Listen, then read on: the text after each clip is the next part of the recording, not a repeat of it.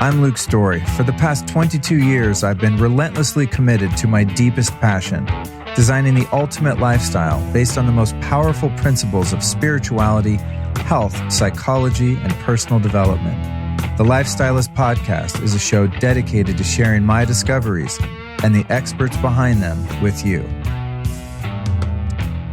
Here we are, Nathan. Here we are. It's good to see you again. So we were together last night. You were on a panel after this book called The Business of Birth Control. So it's cool. I got to meet you there, and I'd like to discuss that. Maybe not as a jumping off point, but let's first give people a little bit of insight into, how you entered into the allopathic medical system, a synopsis of that, because there's so much more I want to talk to you about, and it's kind of a common theme here when I interview doctors. It's the kind of doctors I interview are ones that are kind of out of the system or working on it or totally abandon it. But, your training, your schooling, kind of how you got into it, what caused you to become dismayed by it and kind of move into the holistic model that you're now currently so successful in. Yeah, well, thanks for having me. It's just great to meet you, and I know we have a ton in common, and it's easy to talk to somebody like you because you get a lot of this stuff, whereas a lot of my colleagues are still sort of like, what's this guy talking about, So the elevator speech version of my story, just like with anybody, you answer more questions on the test right, and you're rewarded with more school, and eventually, went through college and got into med school at Temple, then went to Kaiser Permanente in Los Angeles, which means I was an OBGYN in Hollywood, but not serving the Hollywood stars, so to say, but the 7 million people or whatever, they're stuffed into LA County. And that was a great place to train. We got a lot of experience with surgery, a lot of births. I've attended over 1,000 births now. Wow. And it was at least 500 or so in residency. About 300 of those were C-sections. You get very, very good at surgery. And I think what drew me into OBGYN, which is a specialty you pick after med school. So I'm just going to back up here for one second because I know you know this story. Sure. So have you actually taken a scalpel and sliced a woman's abdomen open and pulled a baby out? Yeah. Wow. A lot. Well, that's the reason there's 40% of babies roughly in the United States are still born by C-section. If that doesn't sound dystopian to somebody, oh my God, it should be. That's crazy. And the reason there are so many of them is because it's a self-fulfilling cycle. The more you do of it, the better you get at it. And then the more you can control over an uncontrollable natural process. So without going down that. Yeah. So back to Kaiser. Yeah. So at Kaiser, we got a lot of I was just getting a experience there. grasp. Sometimes I have people on and like you said, we have so much in common. I'm like, oh, yeah, we're just going to have a chat. I'm like, wait, you've done what? Yeah. To the average person, that's unfathomable. And that's the major surgery we do in obstetrics, the obstetrics part of OBGYN. The gynecology part is hysterectomy, removal of ovaries, removal of tubes. There's a lot of cancer surgery. There's a lot of vaginal and vulvar surgery. There's cervical surgery.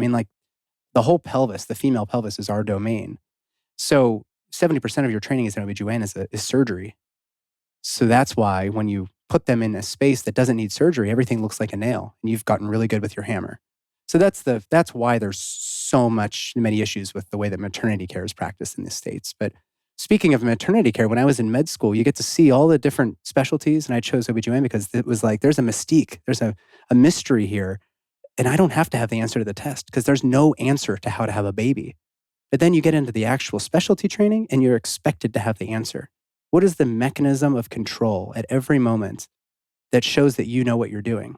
Versus if you're a real expert, do you have to ever do anything at all? You know when to intervene and you can have some restraint. And that's where I started really becoming disillusioned with it, where I was expected to intervene and put my hands where they don't belong. Whenever I didn't feel like any intervention was really necessary most of the time. So fortunately, I had some midwives that I trained with. I went to some home births in residency, and I was like, whoa, there's a different way to do this.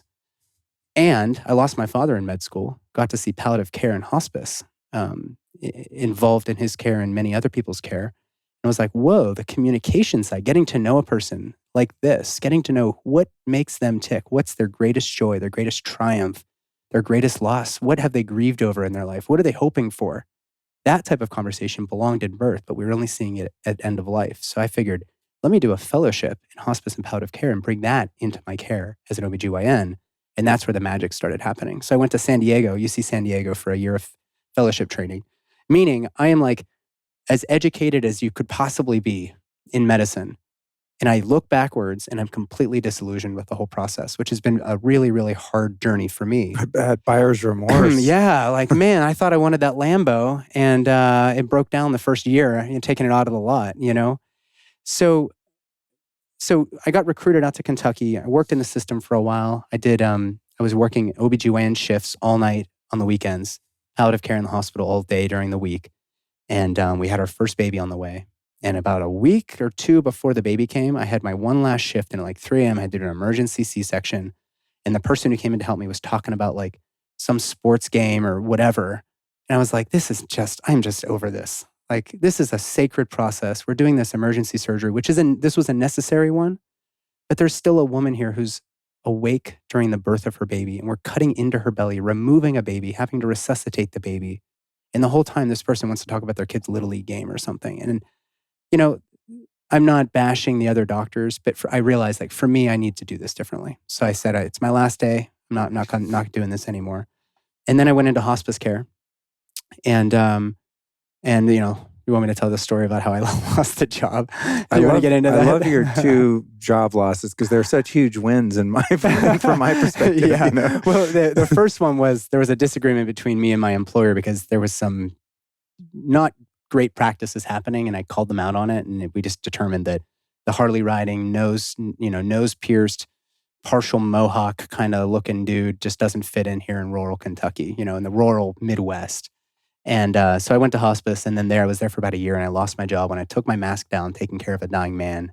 They used to say pneumonia is an old man's best friend, but in this case, he's been locked away for 18 months during this pandemic thing, has had no human love or compassion.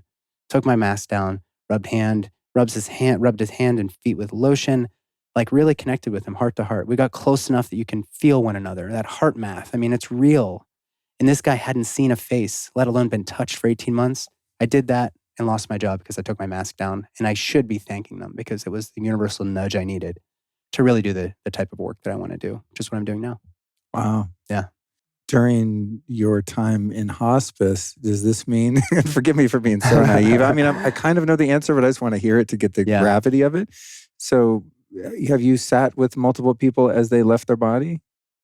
Have you been present? More than I count. What I'd say is I've taken care of 1,000 births and 1,000 deaths. Like, I don't know when you keep counting or like what the reason for that would be, but you sit with it enough. And if you're present there with those 2 processes, it starts to change you and starts to give you some perspective about the greater thing, And I'm not talking about God or what our religious leaders say or politicians say. I'm talking about like that deep resonance that we have with ourselves, with other people, with nature, with the cosmos. And that obviously is something that you can't see. Once you see behind the curtain, you can't unsee it.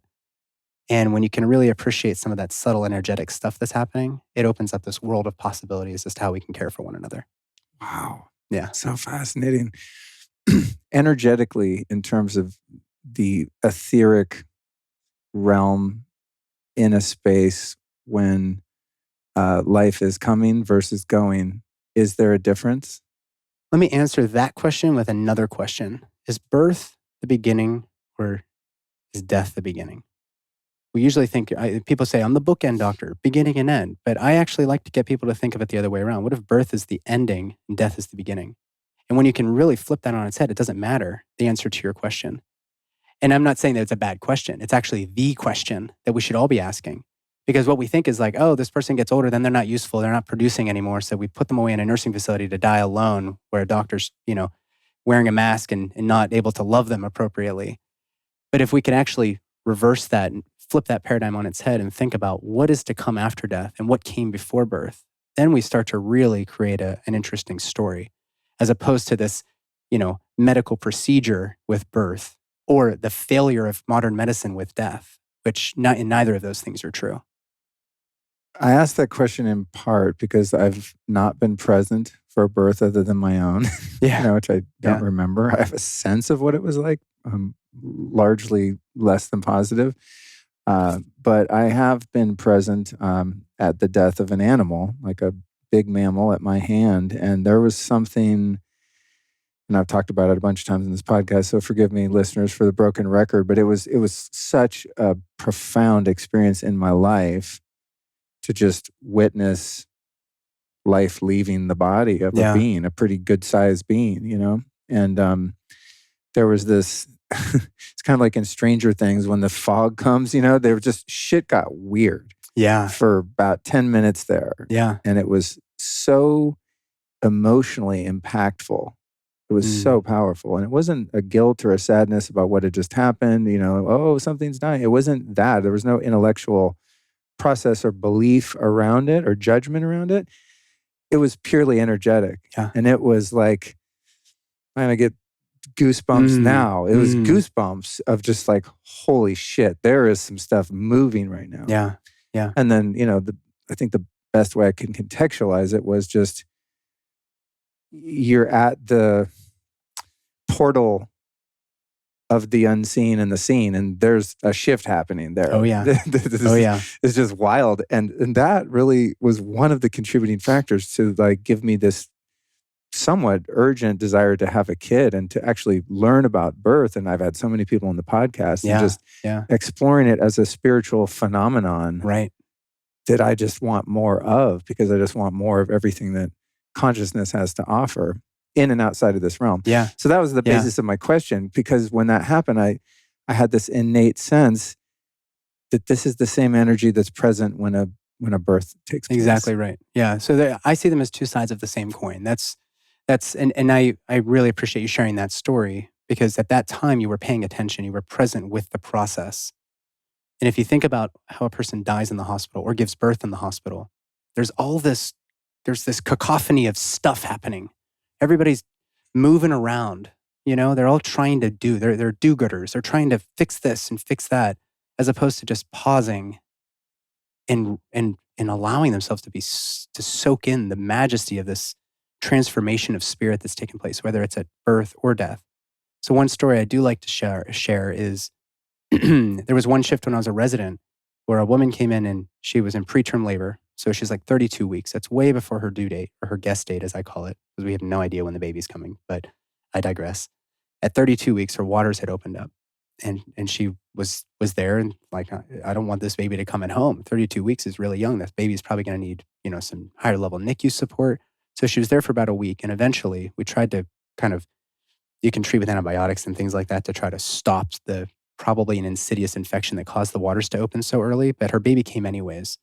And I was in there, and I was the chief resident. So I was like the main guy in charge, apart from the attendings who were kind of in the other room.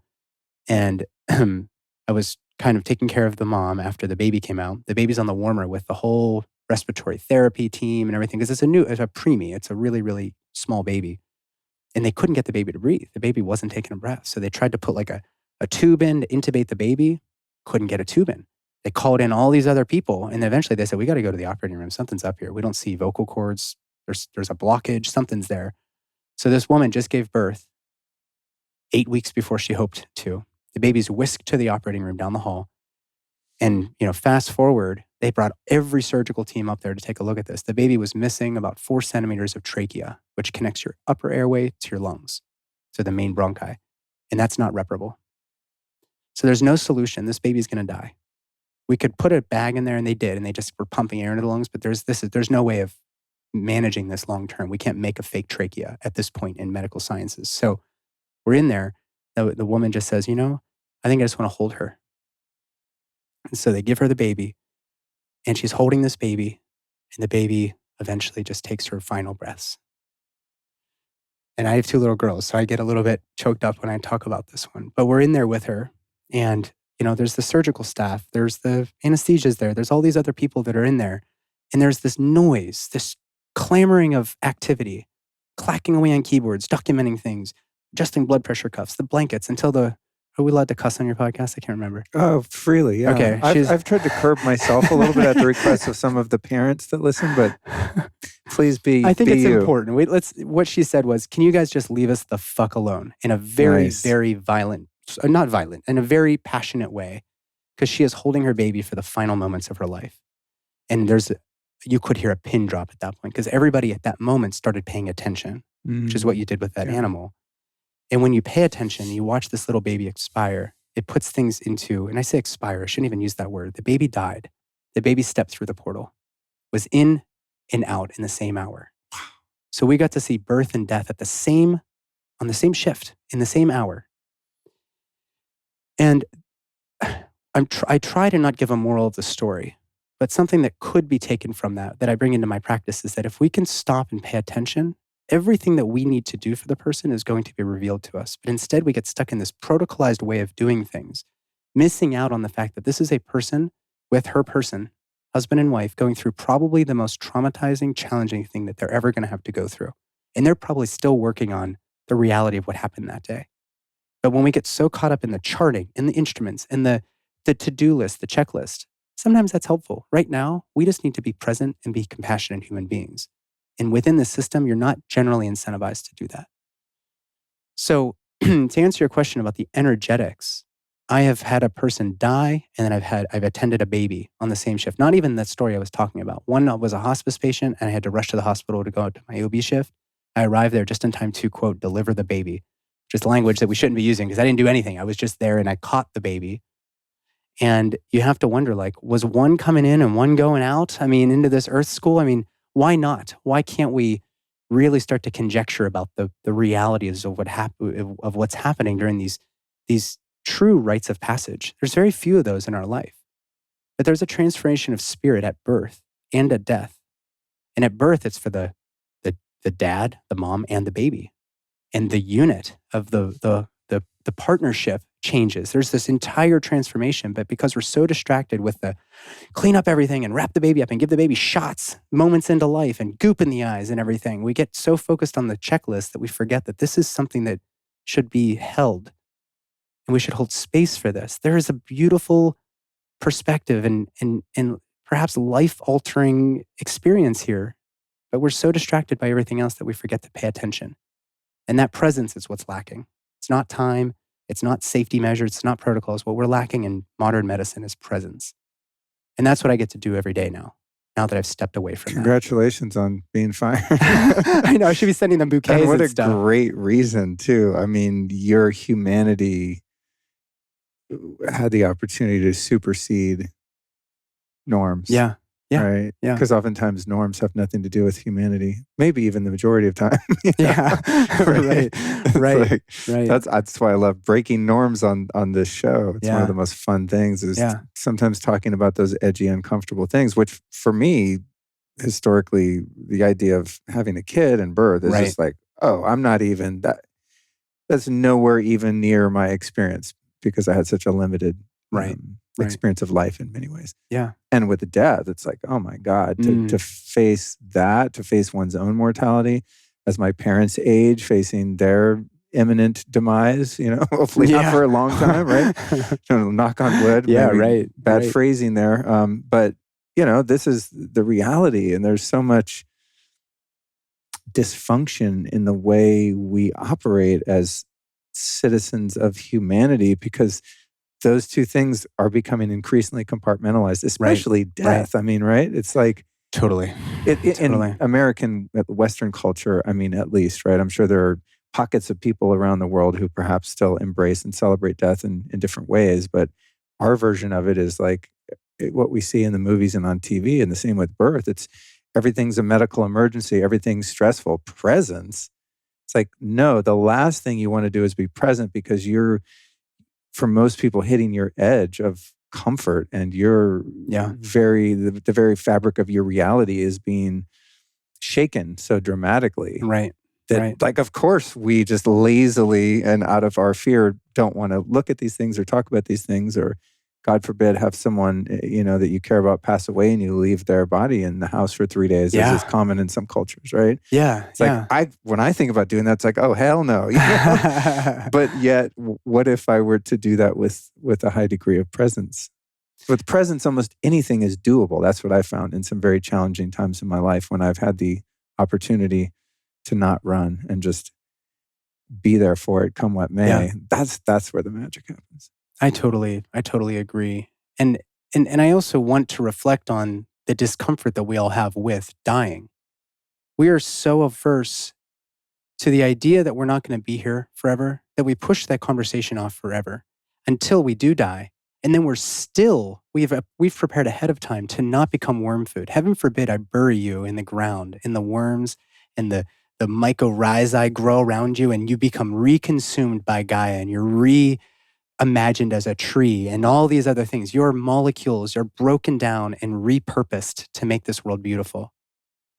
Instead of that being the reality, which it actually is, we cover ourselves in a lead-lined casket in a concrete tomb.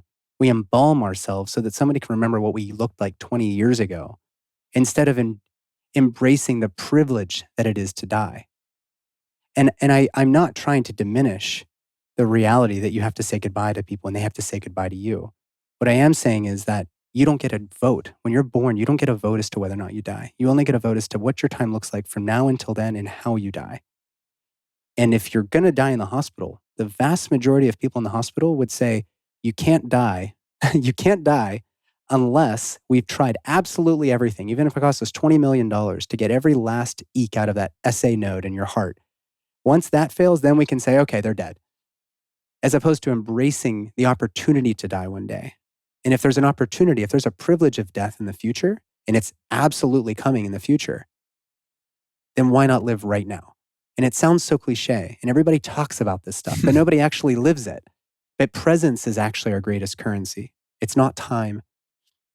It's not material stuff you can't take with you to the grave. It's the presence you have with another person, whether it's your children, your parents, your partner, your friends, your community. And that's something that I have the privilege of doing now, I suppose, now that I'm not confined to the protocols and the procedures of a system that won't let a person die until we've, quote, tried everything. God, if I think about how I want to go out in a hospital bed would be probably the number one worst way, apart from obvious violent death of being murdered or chopped in half by a car or something, right? But I mean, like, if you're just getting old and oldness has taken over, just being hauled off to the hospital and hearing all that beeping and all the EMF and blue light and gross food and water, like it's antithetical to how I would want to have my last, breaths of a human experience. There's a really cool TED Talk that you would love. I think the speaker's name is Yoko Sen, and the name of the TED Talk is, it's something related to what would you want your final sounds to be? Oh, wow. And she talks about the sounds, this again, a cacophony of noise and the constant interruptions. And this applies to birth too. So you could replace birth and death here. When you're having a baby or when you're dying, what do you want the sounds in the room to be? Do you want it to be the beeping, the bright lights, all this EMF circulating around you, the bright overhead lights turning on and off all night, all day, sticking you with needles, taking blood work at 3 a.m. for no reason because you're dying? Who cares about the blood work? Who cares about all that other stuff? Why don't we embrace this as a sacred transformation of spirit rather than the failure of our medical sciences? But when she's a musical composer, so she's like, what if instead of all these hospital sounds and the right angles of our ceiling tiles and all of that, what if it sounded like this? And then she plays some of her compositions, and it's like, she's already set you there, and then you can ease into that. I'm getting goosebumps thinking about it because I saw her speak at another conference, and I was like, this is where we need to be heading as a society, not an over-reliance more on medical procedures, but an embracing of what the experience is. And that experience is a matter of quality, not quantity. But you can't measure quality. You can't measure joy or love. You can't measure consciousness. I can't measure Luke, but Luke, you have an essence to you. So if I can't measure it, the medical system doesn't consider it important. And this is especially relevant in birth. We don't consider the experience of a woman important. But when a person goes through even the most unmedicated, undisturbed birth in the hospital, something maybe doesn't feel right. I don't know. Could it be the constant interruptions, the constant distraction of looking inward as you're going through this incredible transformation of spirit? And so yeah, I'll just leave it there. That's great. That's fine. The immeasurable is just as important as the measurable is. I agree. Well, we were chatting about this a bit earlier in regard to EMF. It's that physics and quantum physics, right. And both are real and both are valid. but only physics is quantifiable. Right. Right. And so we tend to just lean into that so much. I think that's because we like certainty, and there's certainty in physics and in quantum physics as real, but because it has a different type of certainty, which comes more from within the heart and one's intuition. But it also leaves that realm open for inauthenticity, right? Because anything can be like in another realm. Like you can just make up stories of, oh, right now I'm seeing 4 beans behind you, Nathan, and like, could I prove that? No, it's in the quantum realm, right? Right. So it's like, it's funny. Like it's like one of God's tricks. I wish it wasn't like that. Like God, show him your stuff. Don't keep it all pre-matter. We just get. Oh, there's a book. Okay, it's real. It's here. And meanwhile, as anyone who's taken ayahuasca or something, or ayahuasca's taken them rather, within 45 minutes that this dimension of what we consider provable and real and measurable is just a minute part of the fabric of consciousness. That's right. Yeah. So but anyway, I digress. I want to hear more. I want to hear more from you. Oh, so last night we met at this film. I would like to cover this topic, the business of birth control. Yeah. And I've seen the other ones, the business of birth or whatever. It's kind being of born. Mm-hmm. Yeah, business of being born. Yeah. Ricky Lake's production and stuff. And so I've watched bits and pieces of those and kind of went in going like, well, I already know all this, but I'm just going to go and support and maybe I'll learn something. 10 minutes into this thing, I'm like, they're doing what? This is genocide. I'm like just gripping my seat. I had no idea all these other oral contraceptives were even out. This is not something in my realm that women would typically do at this stage. But not only that, like, I'm sure there's side effects and they jack up your hormones. I mean, there's people dying, like, boom, dead from taking birth control and all of these other things. And I'm just going like, I want to quit everything and just support this film. Yeah. You know what I mean? It's like, there's a fire, hello. Yeah. Right. So great film, highly recommend it. I'll put it in the show notes, which you can find at lukestory.com/Nathan. And we'll find that TED Talk that you mentioned. We'll put that in the show notes too. So that's lukestory.com/Nathan. So I'm, walking out of that theater just going like, wow, it's unfortunately way worse than I imagined, just on this niche topic of birth control. And there was a lot of other content around just women's reproductive health and reimagining that, which was really cool. But for those that haven't seen the film yet, like what's happening with this birth control, the oral contraceptives specifically, and then another interesting piece that was covered in the panel in which you participated was the IUDs, the non-hormonal and the copper ones. And something occurred to me with the copper ones. I was like, duh, you have an EMF antenna inside. You've got an antenna inside your womb of all places. You have like a turned off cell phone inside you. It's just like, but anyway. Yeah. Well, I mean, it's a topic near and dear to me because I trained as an OBGYN. And when you train as an OBGYN, a person comes into the clinic, especially at Kaiser, where you're seeing 10 people, 5 back-to-back before lunch, 5 back-to-back after lunch, sometimes up to 15 people a day. And they come to you with many issues that women experience, painful periods. They get heavy periods. They get abnormal or unpredictable periods. And the solution to all those is generally hormonal contraception, right? So, don't worry about that nuisance, that bleed you have every month. Just take this pill or just get this IUD. It'll thin you out. You won't even have any periods anymore. Isn't that great? The problem with that is twofold. Number one, I think, and I mentioned this last night on the panel, but it disconnects women from the natural rhythm and flow of nature. So we've got the tides, we've got the lunar cycles, we've got the seasons, and women are gifted with 13 cycles per year. And each of those cycles is a reset and it has its phases where you're going through the winter, through the spring, the summer, the fall, every single moon. And that's how nature sort of intended it. But if you disconnect somebody from that, they become even further removed from their natural rhythms, not to mention circadian rhythms. And so that's the first issue. There's 3 issues here. The second issue is that by me putting a Band-Aid on your splinter, the splinter's still there. Or maybe some topical lidocaine or something. It doesn't hurt anymore, but the splinter's still there. So if I am just going to give you a birth control pill that fixes the issue you're presenting with, I'm not investigating anything upstream, any of the functional medicine stuff. We have to consider hypothalamus, pituitary, thyroid, adrenals, ovaries, you name it, the gut. They're all in this delicate orchestration, and we haven't investigated the upstream cause. So you're 15, you're a young girl, you've got painful periods, just take this pill. You won't even have any periods anymore. Isn't that great? Fine. For some people, that might be okay. The problem is that 10 years later, when you're 25 and you come off of birth control, we've never even investigated what's going on with your periods. It could have just been that your body wasn't fully in its pulsatile, cyclical pattern yet, but we don't know because we just squelched it out right from the beginning. The third issue, so we have an underlying health issue perhaps that we never investigated. We just put a Band-Aid on the leak. The third issue is that these are toxic synthetic endocrine disruptors, right? Especially the pill goes into the gut and messes up your gut microbiome. Your gut microbiome interfaces with gut-associated lymphatic tissue. We've got a predominance of serotonin receptors, not in the central nervous system, but elsewhere in the body, specifically the gut. 70% of your immune system lives in the gut, in that gut-associated lymphatic tissue.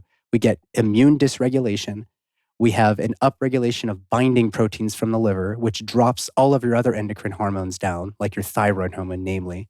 So you end up with thyroid dysfunction. And so you're not just not fixing the underlying issue, you're actually making your body sicker by being on these medications.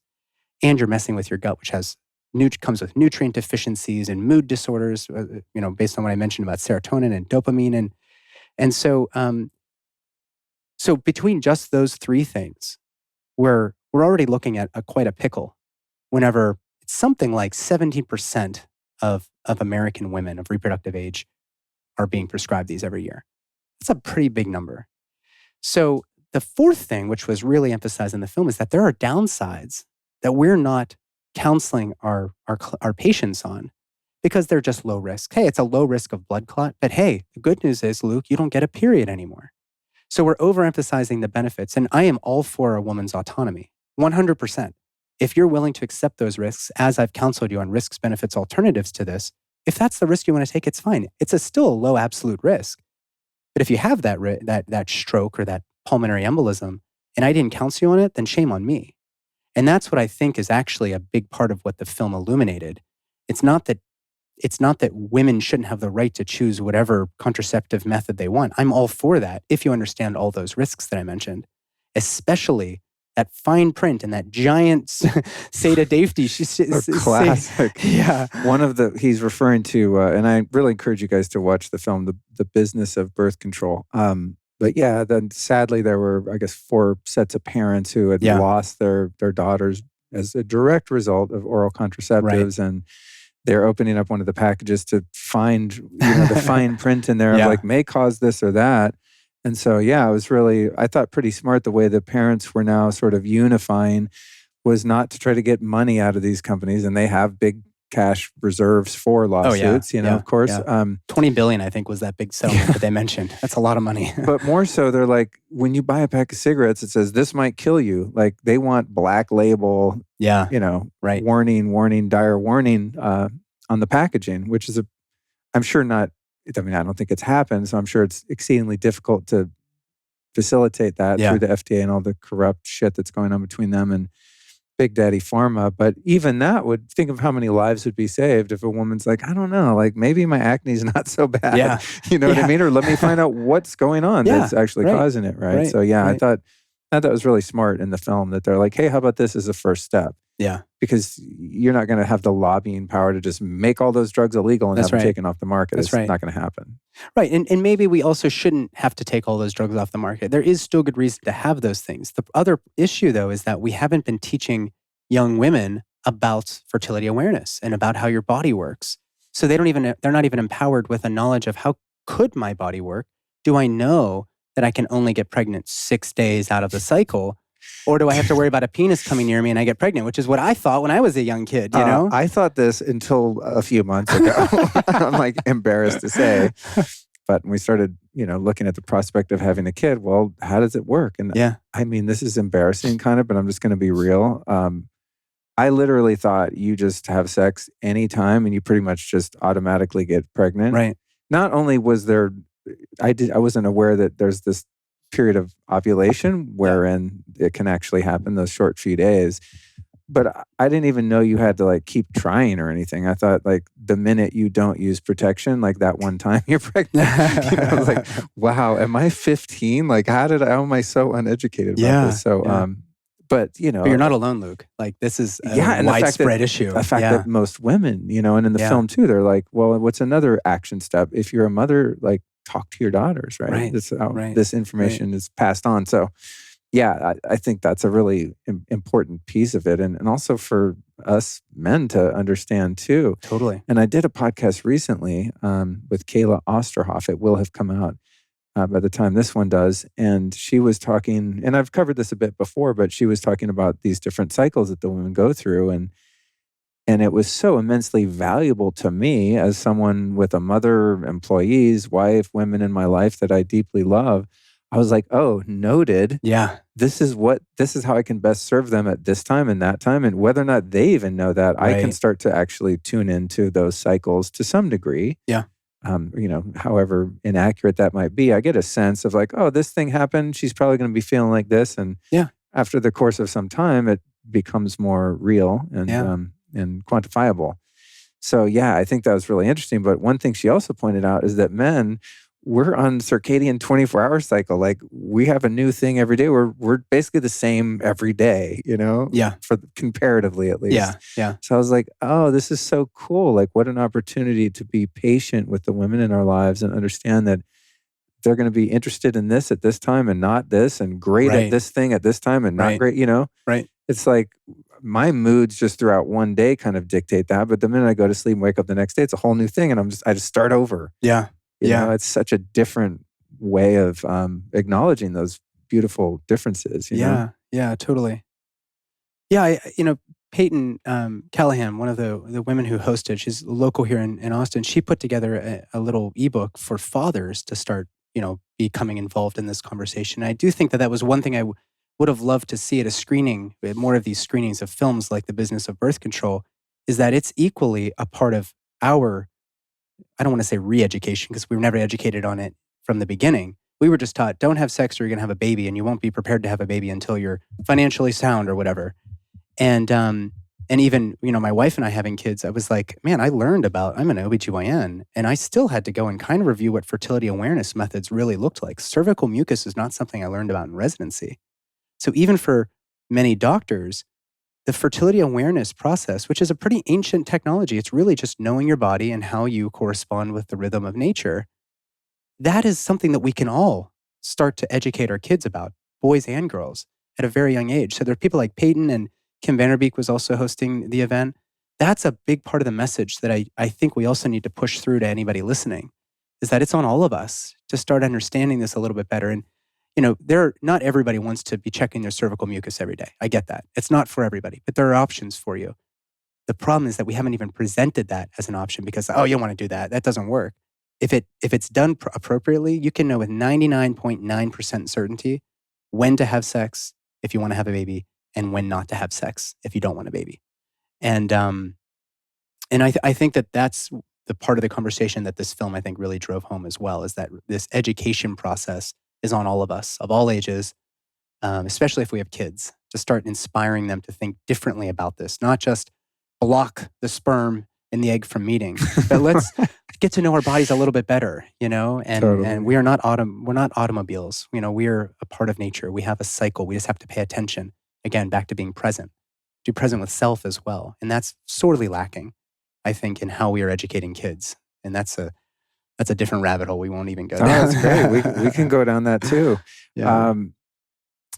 Define science as a belief system versus a practical, evolving, emerging phenomenon.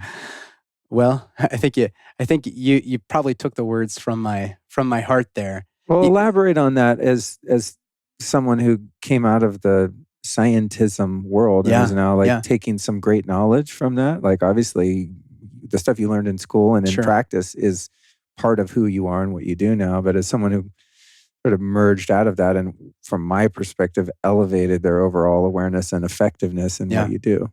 Well, it's funny how doctors are trained, because I think I maybe mentioned this to you yesterday, but we're basically rewarded with getting more questions right on the test based on the examiner's preference for how you answer the question, right? And if you make it to Harvard Medical School or whatever big university for whatever profession, it's because you've done a better job at that, staying in between the lines than somebody else. Starting in middle school, you're rewarded with more school.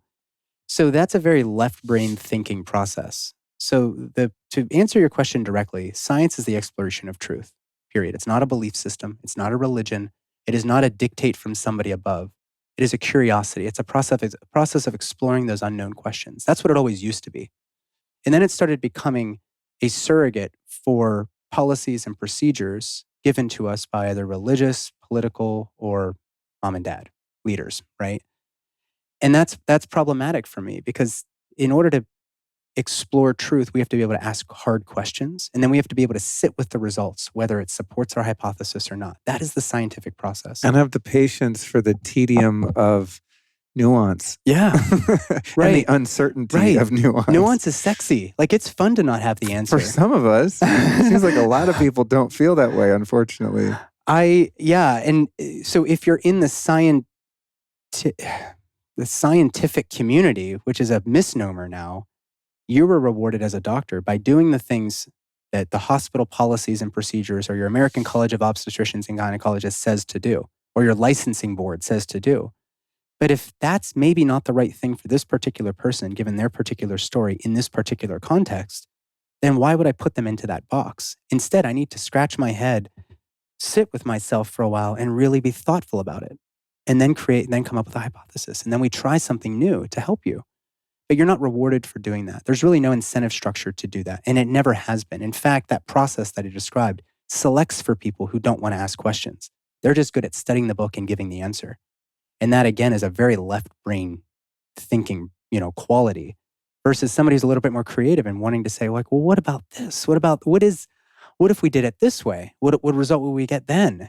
Could we actually do this better if we put these things backwards and flip them around? That's what science used to be. But instead, we've fallen into a guidelines and procedures manual that is very automated. It's very, robotic and very sterile in a way.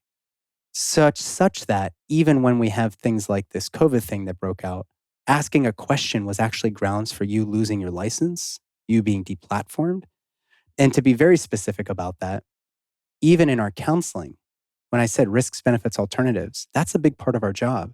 If I can't give you the risks of birth control because it's going to make you hesitant about taking birth control, and that's grounds for me losing my license, we've hit a problem. We've run into a belief system that is not scientific at all.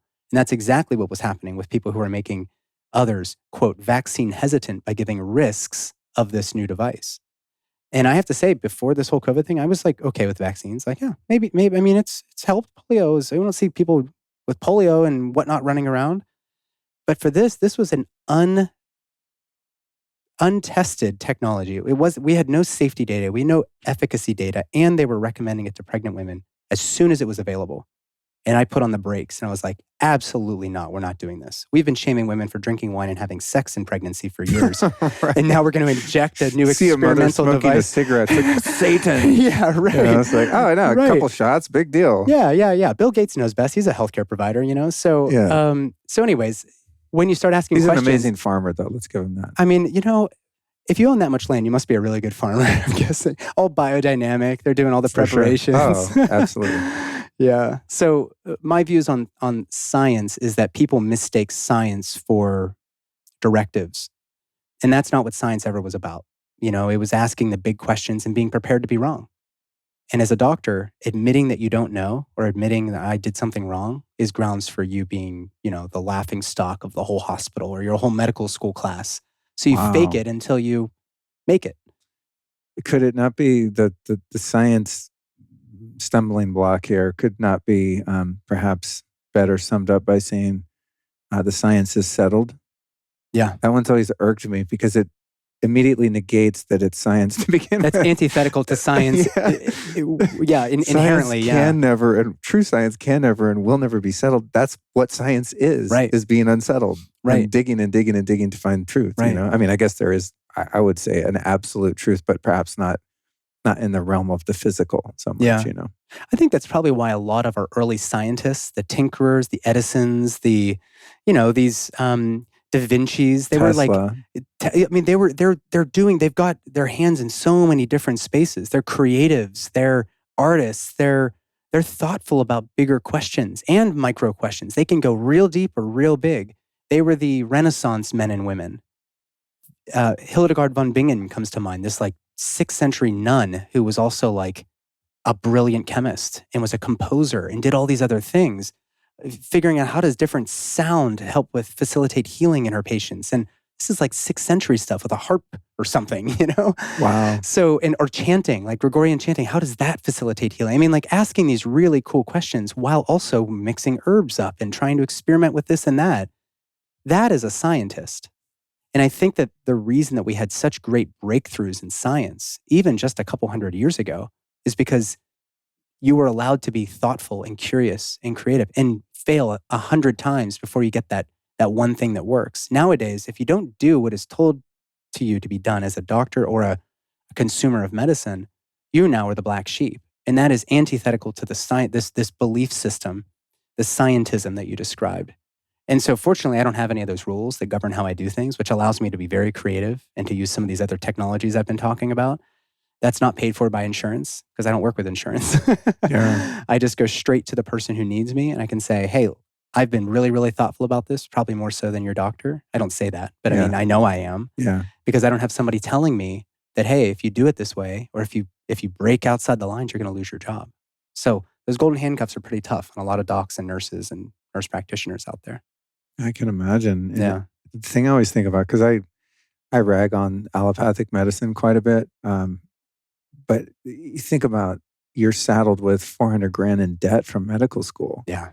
Right? Like you don't have time to be thoughtful. You have to build a practice or book more hours or however it works. Right. Because you got that on your ass for however many years, right? And it's not like, even just the way the whole system is set up for how much time you get on an average medical visit, right? It's just one after another, 15 patients a day as you're talking about earlier. Yeah. So it's just the whole thing is kind of just so systemically broken. Yeah. You know, based on that reductionist kind of scientific pseudoscience kind of way of thinking, right?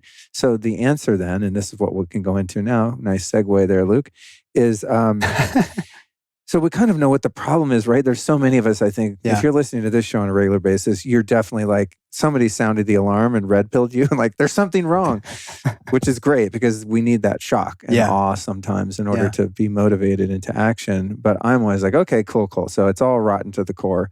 You can't really get in and tinker with it much because you'll just be squashed by the machine itself and just consumed by it. So answer seems to be, you just go into a parallel universe and do your own shit and start your own way of doing things and publicize that and share that and have conversations and be present for them. And then all of a sudden there's this parallel system or thing that's built and everyone is preferential to that because of the very nature of its inception being based on love and compassion and reality and curiosity and all these things you described.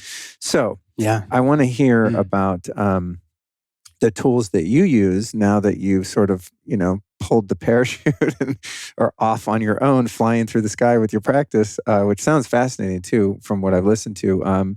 But you, I think, dabble in Ayurveda, Chinese medicine, the work of Rudolf Steiner, the stuff you work, with the Paul Chek Institute. It seems like you have all these bases covered. So what are some of the things that you find useful in your practice now?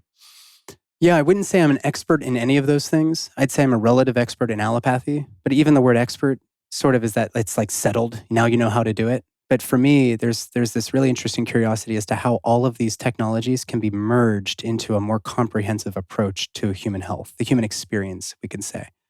So I've got those allopathic tools, which are mostly surgery and pharmaceuticals. We know those all too well because we've all been through that. And if you're listening to the podcast, you're probably not into those things anymore. So I've got those tools available. And I sometimes still order medications or imaging or labs or whatever from like the typical way. On the other hand, and by the way, allopathy still has its means. If you get in a massive car accident, we're not going to biogeometry our way out of like hemorrhaging from your carotid artery. I get that. Maybe like a massive blood infection that's in your brain and your meninges, right? pretty serious thing. You're going to die quickly. But barring that, there's not really that many reasons to go to the doctor. And this is coming from a doctor who doesn't ever go to the doctor. And I don't doctor myself. I just take care of myself. So the vast majority of people who come to me are people who have been somewhat disillusioned by the system, or they want to have a home birth, or they want to conceive and they're struggling with that. So the home birth thing is special because the major reason you would need a doctor or the operating room for a C-section is because of complications, right? The baby and the placenta are not communicating well anymore, what we call placental insufficiency. Maybe the baby's undergrown because the placenta is getting sicker before it has to. You've got hypertensive disorders, gestational diabetes. All of these things are completely preventable by getting your health in order before you get pregnant. The problem is that most of the people providing maternity care, including midwives, don't have all of that knowledge. So I bring all of the lifestyle stuff that you've talked about into preconception care all the way through pregnancy into postpartum. And what we know from the data is that diet, movement, sleep, hydration, mindset, and what am I missing there? Well, EMF mitigation is a big one, and breath work and breathing. If you can just follow those 7 principles, you're probably never going to need me, and that's okay by me. Because when I went out of the conventional model, I figured I could do home birth. I'll get a whole kit and I'll drive around and deliver babies or attend births. And then I realized I'll just step back and support all of the midwives around the country. So I've got a collaborator program where I do just that. And even if you've taken the greatest care of yourself, and let me actually go back a second. The research shows that even movement alone decreases the risk of bad perineal lacerations, of fetal growth issues, of placental issues, of gestational diabetes, of hypertensive disorders. You have shortened labor. You have faster recovery. You have less likelihood of needing a C-section, less likelihood of needing a vacuum or forceps-assisted delivery. So those are all the things that you would need an OBGYN for. So if you can just get those 7 principles in play, even one of them or 2 of them, you have a much greater chance of being able to exercise your autonomy, staying with a midwife, and having a home birth. The other part of that is that if you have a midwife, she has licensing that is telling her that if they develop X, Y, or Z, you can't care for them anymore. You could go to jail. So the midwife has to say, sorry, you have to go and see an OBGYN now.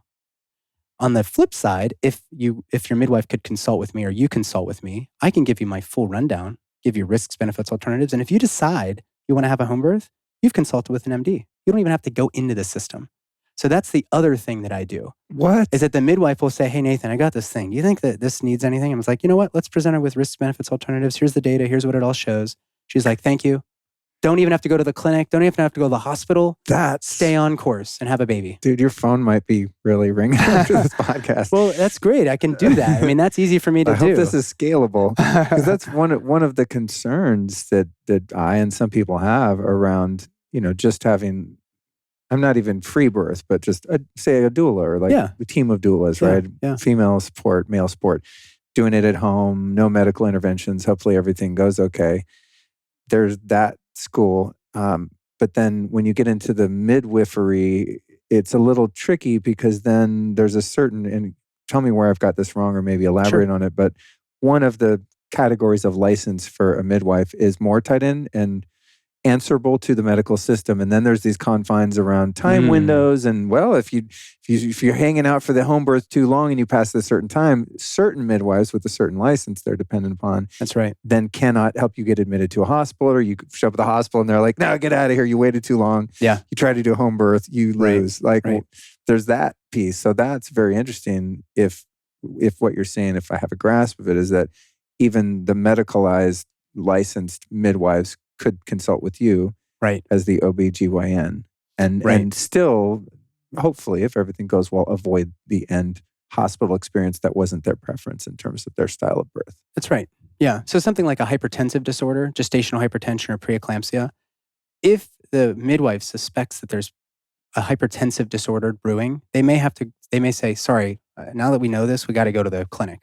You go to the clinic, the OBGYN kind of shames you, kind of makes you feel bad for having a home birth. They kind of scare you out of having a home birth in some ways. And perhaps they even give a diagnosis that what we say is risks you out of midwifery care. Meaning now that this person has this diagnosis, that midwife, based on her licensing parameters, can't care for you in the home anymore. There's always nuance. It's not just slap that diagnosis down on the chart, because now you've actually altered the entire course of what she hopes for her birth. So let's take a more nuanced approach. Let's look at everything across our prenatal care. Is this more likely hypertensive disease or not? Or can we just keep monitoring? 9 times out of 10, it's not. But we love to be able to slap those diagnoses on there because it gives us something that we can do. Like, oh, it's definitely gestational hypertension. Now we have to induce you at 37 weeks. You get on that train in the medical system and you can't get off sometimes. So instead, you consult with a more open-minded, open-hearted OB who had a home birth and our second baby at home, 2-hour labor, breathed the baby out through effigy breath work, which is a fantastic story.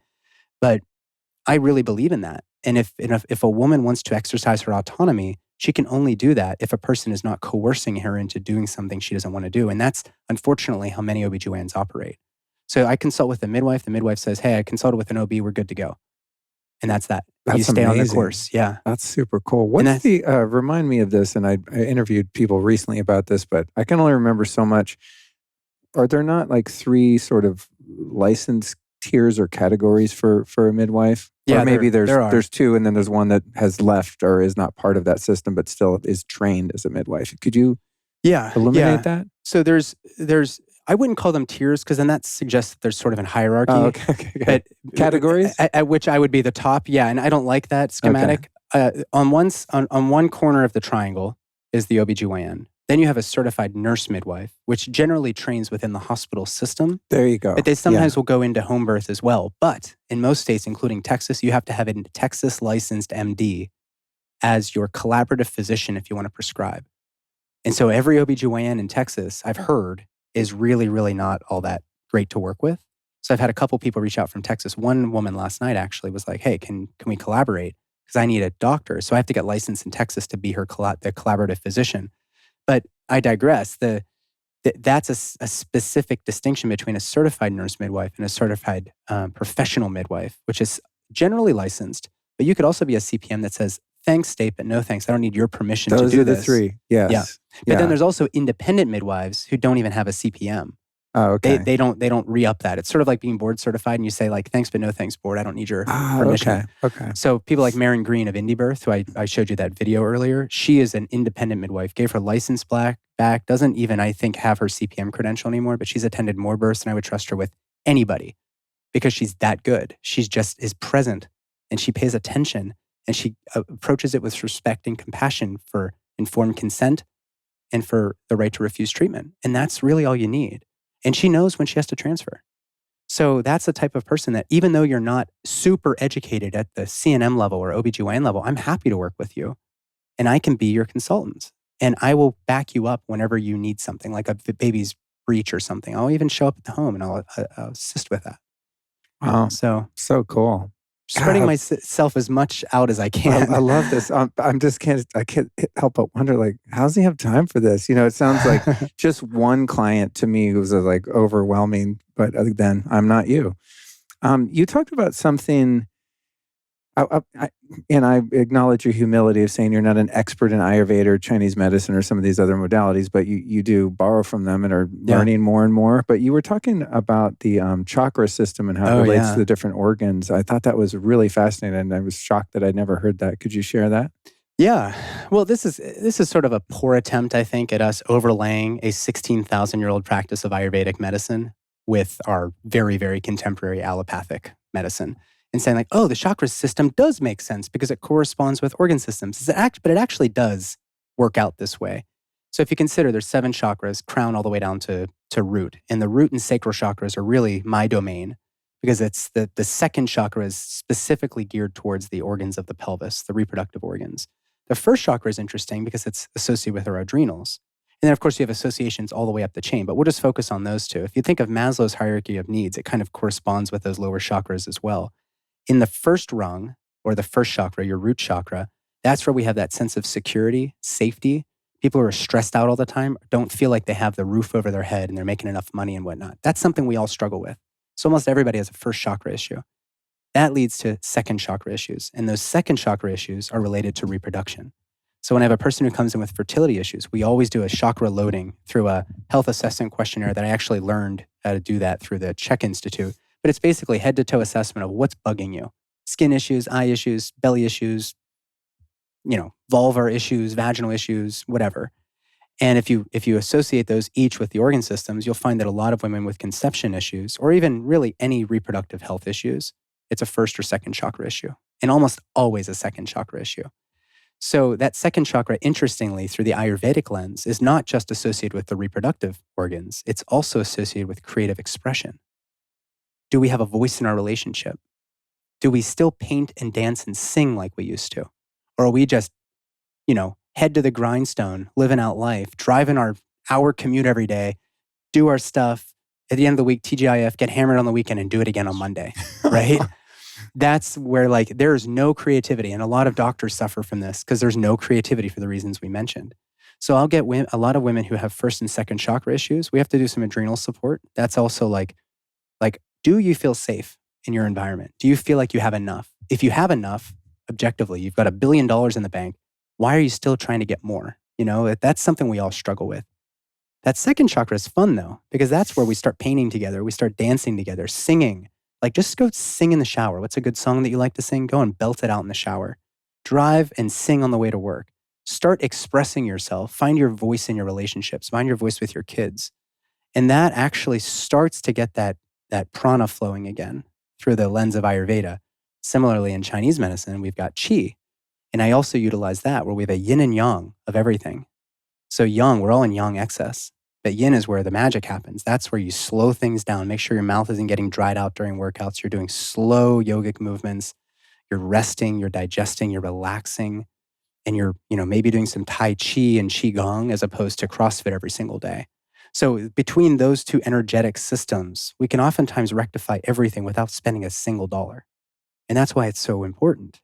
Because even if we look at the functional medicine approach, right? Let's get the $1 million workup of Luke's, glucuronidation and methylation and sulfation and all this cellular stuff happening at the mitochondrial level. Let's get all that worked out. If you're still not feeling your best, is it possible that there's something happening within the emotional, mental, or spiritual bodies that's not corresponding to who you want to be or where you want to go?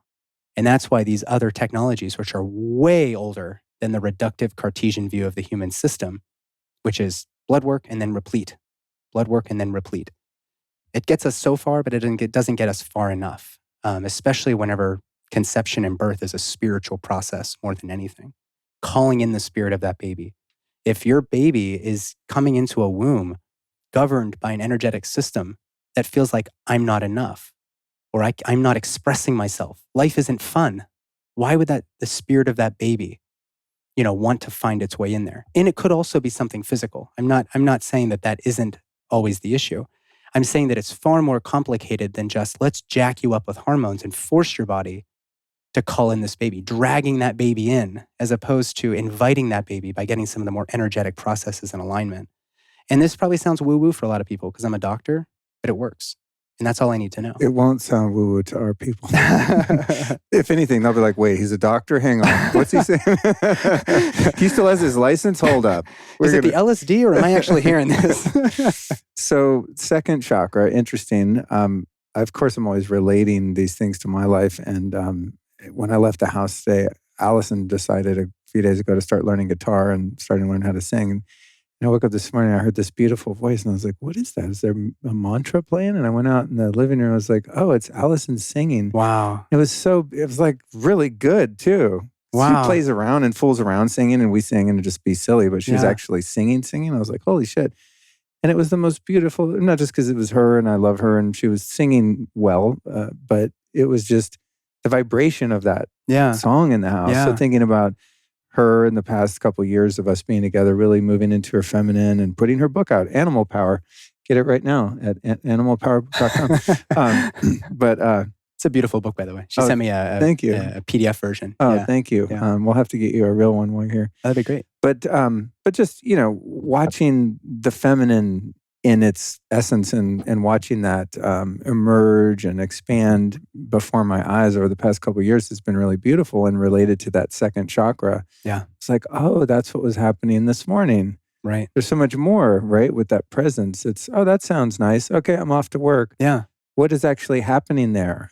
I guess it's the way my mind and spirit work is she's not just singing. There's something happening here as we move into this next phase in life. She's calling. She's inviting. That's what it is. And that's a beautiful way that I love how you just said that. She's sending out an invitation. And even if that invitation isn't enough, even if that's not what actually needs to happen, you guys are going to be growing closer. And then someday when you're not thinking about this, bam, a baby comes. It happens a lot in our infertility workup. And, I loved your interview with Cleopatra because the myth of infertility is real. Like there's a very, very low percentage of people who truly can't get pregnant. It's a matter of taking your foot off the pedal and relaxing a little bit, because in the reproductive endocrinology world, which is the specialist of OBGYNs that go into IVF and all of that stuff, oftentimes I saw people going in for their consultation and just being in the consultation and handing the reins over to somebody. They go home, they have sex, and bam, a baby happens.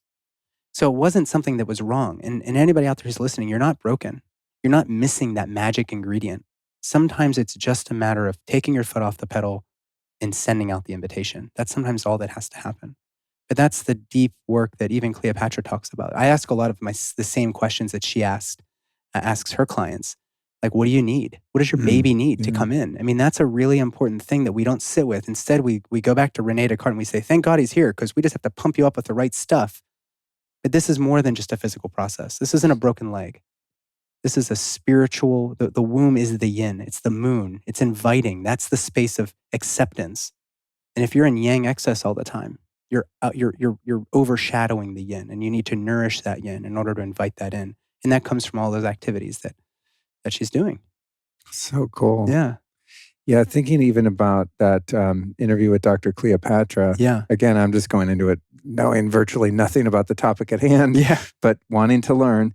And, I think I had the perspective, man, we have a fertility crisis. There's so many women that are infertile. And she was like, actually, no, it's just the term is used so loosely. Right. When it's the vast majority of the time totally fixable with some of the things that we're discussing here. Right. There are actually I forget what the percentage, but exceedingly small percentage of women that are truly medically infertile. It's like 1% to 2%. It's extremely low. But think about how many women are, I heard this term thrown around a lot. Like, oh, she's infertile. They're infertile. Oh, I might be infertile. I'm infertile, so I'm going to go fix it. You know, it's just, it's not actually what you are. There's just perhaps an imbalance. Yeah. Yeah. And it could also just be like, hey, you guys are working through your own things, and you guys are evolving consciously and unconsciously into a space where, wow, that invitation is now feeling good. And like I said, as soon as you turn your back on the thing, it creeps up and bam, a baby happens. Sorry to interrupt. No, I was just going to say, and if it doesn't happen, it's also not a failure on anybody's part. It's not that you didn't figure out the magic solution. Sometimes it doesn't happen. And that's also a part of this journey together, for you and Allison to go through that together. And then someday it just happens when you're not expecting it. I mean, what I'm saying is that the possibilities are out there. It's just not a matter of, we got to get this done. Let's hijack the system and make it happen, because that almost always makes it happen in a way that you guys aren't totally comfortable with either. So I just want to honor that process, because I think a lot of people go through this and they think, what am I doing wrong? I'm a failure. My body's broken. It's not that. We have to take the pressure off of ourselves and give ourselves a little bit of grace, because this is a sensitive thing. This is a really, it's an issue that requires a little bit of grace and a little bit of self-love. So don't be too hard on yourself. Yeah, and also trust and surrender, right? Surrender's a big one. It's like, how many things are really under our control? Right. Whether you believe in God or not, which I happen to firmly believe in all the gods. Yeah. There's something happening that makes the acorn become the oak tree, right? Whatever that thing is, that's what I call God, I guess. But that thing has its own order and its own plan. And as I've observed in my life, mostly through painful realizations, is that the plan that I had is often so limited, so short-sighted, and sometimes so astronomically doomed for failure, that the plan that God had in mind was way, way better than anything I could have come up with. Yeah. And then it's only through the process of like surrendering your attachment over time and time again to how you think things should be or should go, letting that go and just throwing up your hands and being a willing participant in this game in which you have very little say. Yeah. And then seeing the thing that happens as a result of that surrender is infinitely cooler than whatever your little pea brain came up with as a vision. Right. This happens to me continually over and over and over again ad infinitum. It's just, now it's getting to be funny when I have ideas of like, no, I have to control this. It has to go this way. Hit resistance, drop it, let it go, surrender. And then I was like, oh my God, thank God I didn't get what I wanted. That was so lame. Or just so minuscule compared to the magic that's unfolding as a result of that deep trust. And I think the psychedelic journey is actually a really good allegory. If anybody else has had that out there, if you resist it, it sometimes doesn't go anywhere. But as soon as you surrender and you just open your mouth and exhale and you lay into that and just drop into the current and let grandmother or, whatever take over and you start dancing with it, that's when stuff starts, unfolding for you. But resisting and trying to control the experience is something that we all really struggle with at times in our life. It's as simple as like trying to force the land to grow one plant when the elemental beings in Steiner's philosophy and biodynamics, they're going to be pushing up different plants. It doesn't matter what you want. It's not your decision. You have to surrender to the process of nature, and we have to get back into that rhythm, and then things unfold the way that they're going to unfold. And it's not on us to try to make everything, fit into the hole that was cut out for. Absolutely. Take me back to the third chakra. And so on. I don't remember them all the way up. Third chakra is related to the digestive system, if I recall. The fourth chakra is related to, that's where we're up at the, we're at the solar plexus. We get up to the throat. We go to the pineal, the thyroid. Right. Yeah. And the reason I don't remember them all is because generally speaking, I start with that mother and daughter issue down there, the first and second, the mother being, here's what the primary issue is. The daughter is a result of this one being gunked up. And as you go up the chain, I've been finding that if you get those bottom kind of working in order, then the others start to kind of fall in line as well. You could also start at the crown and go downward. But because most of my clients are starting down there, right? We just work up the chain and stuff just starts to figure itself out. You're not having your first consultation. All right, let's do the pineal meditation. It's exactly. Like, wait, what's happening down here? That's exactly right. Is there fire or ice? Let's start there.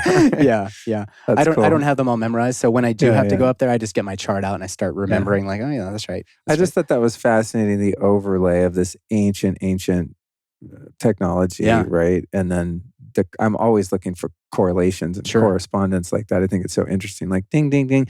Anything I can find, I think, to intellectually validate something that I sense innately is so. Yeah. It just helps with the buy-in, right? I'm like, okay, this felt right, but now there's some empirical evidence or a correlation that helps concretize my commitment to that particular path or idea. Well, and even with biogeometry, we didn't talk about that, but biogeometry is really cool because we're talking about the energetic fields of the earth now, and they borrow from themes in Chinese medicine, feng shui, for example. They borrow from Ayurveda. In fact, when you're measuring your personal wavelength with a pendulum, you turn your hand over because there's a chakra on your palm. That's not even incorporated into the 7 main chakras. There's thousands of chakras within Ayurveda.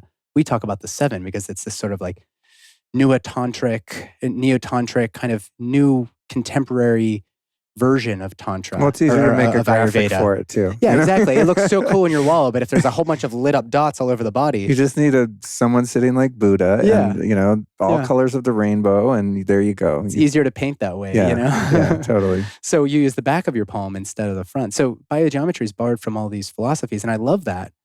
And actually Anthroposophy as well. It borrows from Anthroposophy as well. So when you consider that like, okay, instead of us in allopathy, the mistake we make is that there's one way to do this and everything else is hogwash. What if we borrowed from all of these technologies that have been around for way longer than our internet? And they've been demonstrating this over, millennia. Why not just lean on that a little bit? And let's look at what works for each individual person. So I would never say one modality works for everybody, which is why I borrow from a whole bunch. And I can always fall back to surgery and pharmaceuticals if I have to. I haven't had to for a while because a lot of this stuff really matters. That's super cool. Yeah. So the correlation of the chakra system in Ayurveda and the yin and yang fundamental principle of Chinese medicine. I mean, That's a lifetime of study right there. Yeah, exactly. Even if you just wanted to go deep into those, you'd probably just scratch the surface within one lifetime of committed study, So I am much the same. Well, not probably more of a generalist because I don't actually do this for people, but I don't know. I think some of us just have a kind of a mind that's just perpetually curious, and you go down one thread and you find, oh my God, there's a whole spool, and then you just keep going, and there's just an infinite amount of truth available to explore. Well, and that makes it so much fun to be like, what we do as well, especially for me, because I've got like a Chinese medicine doctor friend. I've got an Ayurvedic, medicine friend. I've got a tantric practitioner friend. Like I got Doria Kareem. I'll send her questions with biogeometry, and I can pick and choose how I incorporate this into the care, because I don't want to be an expert in all those things. Like you don't go to the hardware store to buy eggs. You go to the hardware store to buy hammer and nails. So you can't expect to go to the doctor's office expecting nutritional advice, right? We have nutritionists in the hospital. We have physical therapists. The doctors do surgery and pharmaceuticals. And I still have the skills to do surgery and pharmaceuticals. But if a person's coming to me and I know that I sell nails, but they need eggs, let me get you somebody who knows everything about eggs, and then come back to me and we'll revisit this. I mean, that's to me what personalized medicine is. I think that's where we're going. But it's not coming from the conventional the medical industrial complex. It's coming from thoughtful people. I think I'm one of those people, but there's a lot of people in your life as well who are trying to make sense of all of this stuff and actually going back into history to see what we can bring into the contemporary care of women or people who are dying. It's the other area that I use this stuff. Yeah. Let's touch on the biogeometry. So I've been in contact with Ibrahim Karim, the creator of this incredible technology. And he's been writing a book, and then we're going to do a podcast, and it falls through, and he lives in a couple other countries, and so it hasn't happened yet. But I've been using that stuff sort of quietly. I haven't talked a lot about it because I don't really know how to explain it yet. But I just trust him, and I hear his interviews, I read his stuff, I go, whatever he's doing feels true. So I bought his technology, and I've done my house and stuff like that. But when you came in, you're now have learned or are learning how to be a biogeometry, what is it called? Practitioner. Practitioner? I guess, yeah. And then you got out your pendulum, for those listening that missed it. And you're just doing some testing on the environment here. And then I was like, ooh, let me do a boost on my FLFE service, which is this quantum energy consciousness elevating subscription service that I have on my office and house and stuff. I've talked about it a lot. But we're at the level 540, just as a given, which is a really nice vibration in your home. But you have one daily boost of 600, which is really high, using the David Hawkins scale of consciousness as a point of reference. That's so cool. 600 is what you would feel if you walked in a cathedral or something like that. It's high space, and I like to boost those when I do podcasts. And then your readings went up on the thing. I was like, there's empirical evidence there that something is happening that's positive, right? Sure. But anyway, break down what you know about biogeometry, how you're starting to use that, because already you're like, oh, I'm not an expert, but the stuff you told me before the podcast was already infinitely more than I know. So please elaborate. Well, I always give that caveat that I'm not an expert, because, it's sort of like why I haven't written a book. Like once you put it on paper, it seems like it's there and it's like destined to live forever. And if I learn something new, I can't go back and change it. That's not really true, but that's why I always give that caveat that, hey, it's an evolving process for me. If I were to say I'm an expert in all of these things, I would be leading people astray. But I will say that biogeometry is the most woo out of the closet I've gotten since I've been in medical school. And really what it really pertains to is the subtle energetics of any biological system, which is polarized. You've got a polarity to your body.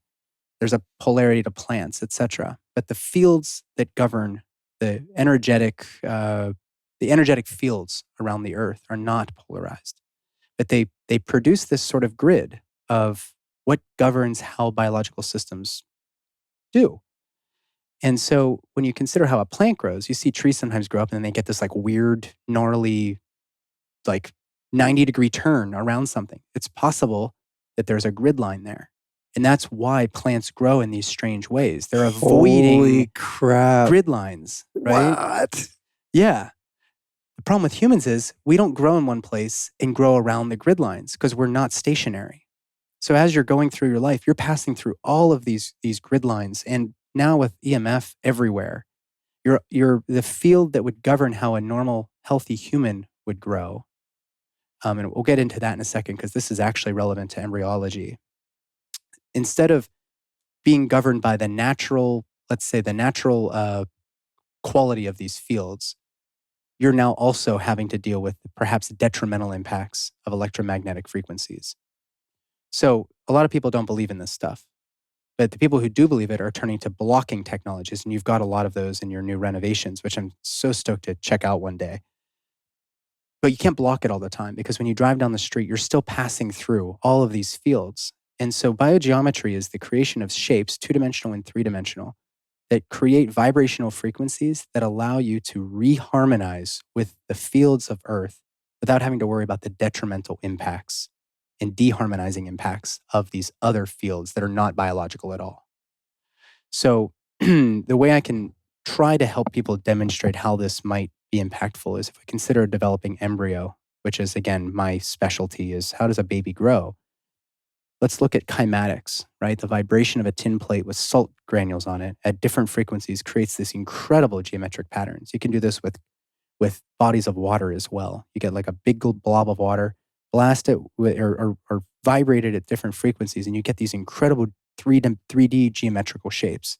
So with the changing of a frequency of a moldable, bunch of stuff, bunch of matter, you get these different patterns.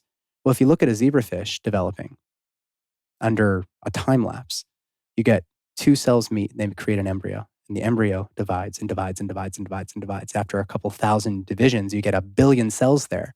And you start to see them all migrating to where they need to go. There's no person up there playing chess that's moving those pieces into place. Maybe there is, but who's to say that we're not seeing a similar something happen there when we look at kymatics? So if you consider that there's all these billions of cells that are carefully orchestrating their movements and nudging and bumping along and going to the spot where they reside, there's no intelligence there apart from some greater field that's telling those cells where to go when in the embryological development.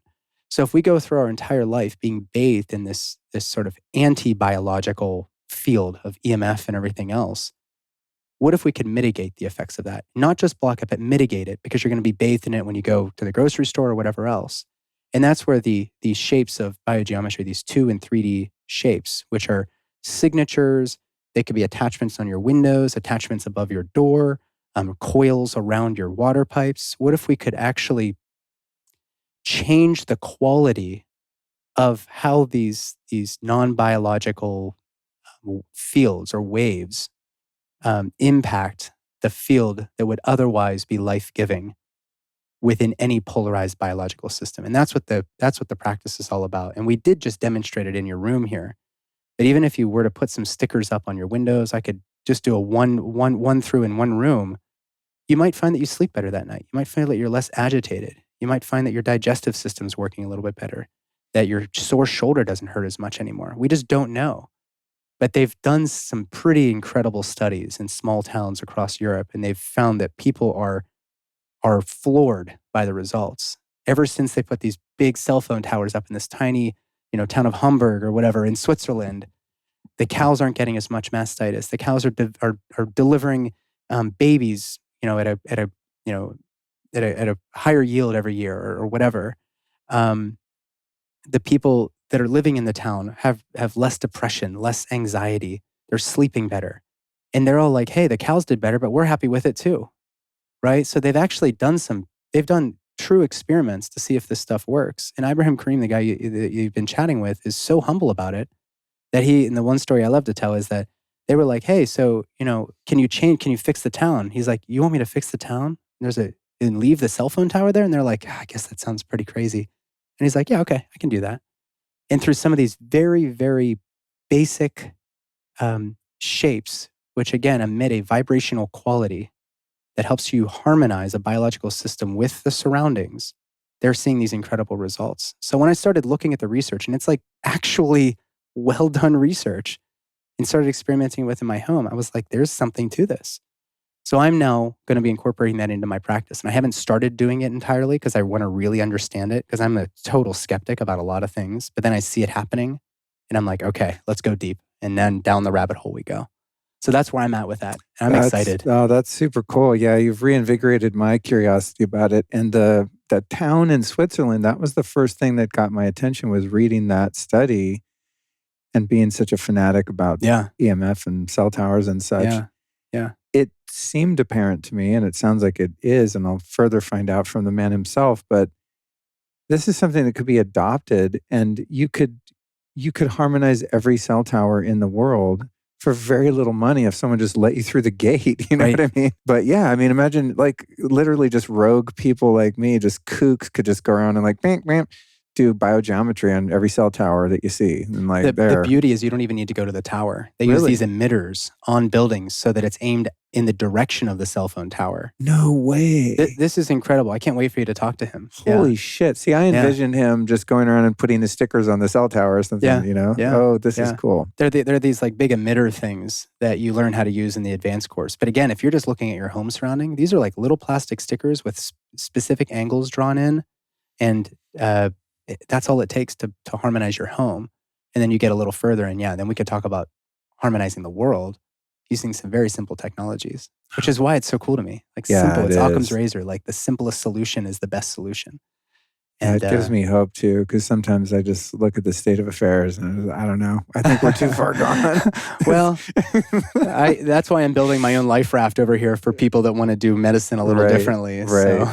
So. Tell us a bit about what you've gained from Rudolf Steiner and that whole perspective. I don't know a lot about him, you know, bits and pieces over the years, but I've not really gone head first into that realm, but it seems to have piqued your interest. It has, yeah. I mean, there's so this really goes again back to like, if we're only looking at the physical, like Rene Descartes set us up for this. I think, therefore I am. Like, yeah, mind, body, great, that's important. But whenever you're with birth and death, you realize that there's something more energetic happening there. And Steiner does a really nice job of trying to help us answer, what is that initial spark of life that distinguishes a plant from a rock? And what is the force that distinguishes an animal from a plant? And what is that separate force, that field, whatever you want to call it, that separates a human from an animal? And it gives this fourfold understanding. You've got physical, etheric, astral, and the eye. And as as an organism develops, and this is what Waldorf schools are all based on. It's based on 7-year cycles. So 7, 14, 21, 28, all the way up to about 60 is how their development sort of paradigm looks. And of course, this is developed back in the early 20th century. So they didn't go beyond 60 because not a lot of people lived into their 80s and 90s. But on that 7-year path, at some time when you're being embodied with these subtle energetic bodies, something disrupts it. Like let's say you have a trauma at 7 years old. It may disrupt the individuation process, as Steiner says, and lead to something downstream, like an autoimmune condition. So that's where you would have to actually support the I energetic body in reincorporating these subtle energetic bodies into the total biologic organism. And that might require us to do a whole biography of your entire life history and then use specific remedies, which are generally homeopathic, to support the I or the astral or the etheric, whatever's actually plaguing you. So an autoimmune condition that's really common in women's health is endometriosis. A lot of doctors don't consider it autoimmune, but I'm pretty darn sure it is. And the reason I know is if they go on like the Walls protocol or a strict paleo protocol, their symptoms go away like that. So there's something to it, and we know it's inflammatory. But what Steiner actually says about autoimmune disorders is that as this person is individuating, something disrupted the individuation of the I into the organism. So we have to support the I later in life so that we can complete the individuation that didn't happen earlier in life. And so you do that through like quartz. You mentioned silica earlier. Quartz, phosphorus, those types of homeopathic remedies will actually be a treatment, a lasting treatment for somebody with an autoimmune condition. But it isn't always that simple. This is just one piece of the puzzle. But I have to say, when people go to an anthroposophic medicine doc, they generally find relief from lifelong, like injuries or symptoms that have been plaguing them for their entire lives. So again, it's like there are doctors doing this around the country, and they're doing it with incredible success when all that little old OBGYNs have to offer is surgery and pharmaceuticals. I'm going to go with the other guys because they're actually doing something to help other people. And it's learning an entirely new field for me. But why not? Yeah. Why not? Because it's going to help. It's going to help me understand myself and my clients a little bit better if I can start looking at this as more than just the lack of, a deficiency in aspirin, or a deficiency in a major surgery that might kill you on the operating room table, and that's how we're trained to do it in the medical model. I'm not bashing it. It got good reasons to have it, but it's also not doing much for something like endometriosis or a lot of these other issues that are plaguing women. I think that's what's frustrating to me, although I agree. If I'm hit by a bus and we walk out of here, like, don't put some ashwagandha on it. You know what I mean? Like, wait, let me get my pendulum. I'm all for going to the hospital, put me back together. Yeah. But Yeah. I think for me, it's just like when I know things are fixable because I just believe in the complete energetic potential of every living being. Right. You look at something like fibroids and it's like, what? That doesn't need to be happening. I mean, I don't know how to fix it yet, but someone does, right? Or someone knows why that's even happening. And so many things like that just seem, because I guess I've overcome some things, not so much on physical disease, but mental and emotional for sure. Yeah. To some degree, some might argue. Yeah. But I just know that miracles are possible. Right. And not only are they possible, they're everywhere and they're infinitely abundant once we start believing in them, or at least finding someone else who can lead us down the path of believing and then experiencing, That's so much more fun too. Like if you imagine you work your whole life and then in your mid-30s you realize I have every answer I possibly need as a doctor. Like that's boring too. Like why wouldn't I want to go out and explore some other modalities for treating? Like a C-section, it takes me 30 minutes to do one of the historically most dangerous surgeries that we've ever done. And it's because of all the blood flow to the uterus. Like, great, I mastered that. I'm using air quotes because I don't really ever feel like anybody's a full master. But like now that I've done that, is this just the thing I do for the rest of my life? Or do I want to also explore maybe some other possibilities? You did mention fibroids, which is kind of an interesting story because the one thing I'm finding works best for fibroids is something called pelvic steaming. Have you heard about pelvic steaming? Is that different than yoni steaming? It's the same as yoni steaming. Okay, different, less hippie word. Well, no, pelvic because men can do it as well, and we don't have yonis. And it's like good for the testes and the penis and the anus. Oh God, don't tell me this. I'll be off doing this shit. We need to get you a stool with a hole in it. Oh God, as if I don't do enough weird stuff already. Boy, no, carry on. Yoni steaming. But yeah, it's a blend of Chinese herbs. You boil up in a pot of water. It comes up through a hole in the pot. Your client will have a blanket over their shoulders and just have them alone time.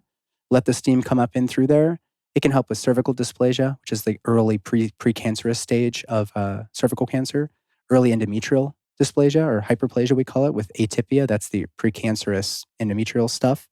Fibroids, polyps, fertility issues, tubal disease, PCOS, severe endometriosis. A lot of this stuff is being reversed by people who are doing vaginal steaming. And it costs them $100 with a woman I set them up with by cell phone. I'm like, listen, you could pay me for all my time in the world. Let me just get you to see my friend Adrienne. Wow. And they go and see her and I never hear from them again. And that's it. Does Adrienne or anyone like her have a website, or are there leading thought leaders in the yoni steaming space? Yeah, Kelly Garza is the steamy chick, I think her name. So we'll put that in the show notes at lukestory.com/Nathan. Yeah.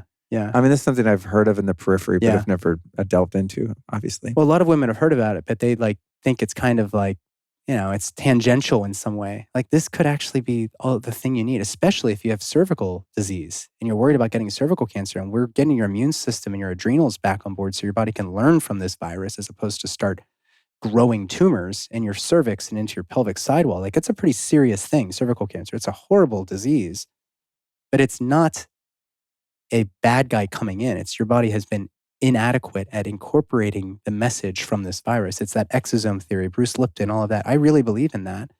And the reason I know that is because if we boost your immune system and make you healthy, you clear that virus and your cervix goes back to normal. And one thing that can help with that is vaginal steaming, because it's the increased blood flow to the cervical tissue with the incorporation of this blend of herbs that provides a great rebalancing through the lens of Chinese medicine, reharmonizing with your environment, as opposed to forcing your body to do something that it doesn't want to do, like chopping off your cervix. Or, endometrial cancer, getting your whole uterus removed. And a lot of women don't want that. Believe it or not, everybody, but that's the only option that we give them. So what if I could just keep you out of the operating room? Right. That's great. And meanwhile, over here, there's something that's been going on probably for all of recorded history. Yeah. Women have figured out like, hey, these herbs work for this. Let's heat them up and sit on the pot. And Exactly. I mean, it didn't just come out of nowhere, right? Right. Yeah. It's like, think about the first humanoid that like ate a psychedelic mushroom. There was one first person and there was one first woman who was like, I don't know, let me try it for this. And it was like, spread the word, it worked, Like, guys, guess what I just found in that pile of poop over there? Yeah, totally. I've been tripping my balls off all day. I've heard you talk about this, well, I was going to say utopian, but I want to say that it is possible because in this reality, anything's possible. But, we've talked about some of the ways in which we approach birth and death that could be improved upon. And you're talking about all these different ways that you're doing it and helping to build awareness around these ideas. But I know that you also have a vision that's like next level. And you're actually, taking some steps to see this come to fruition. But paint for us, let's just pause and paint for us a picture of what the most holistic, beautiful birth and death experience could be like. The environment, the energetics, what's actually happening or not happening as you see it in, this foreseeable future. Yeah, I appreciate that question, Luke, because it's pretty much what I think about anytime I'm alone is like, how could we reimagine the way a baby is born or a way a person dies?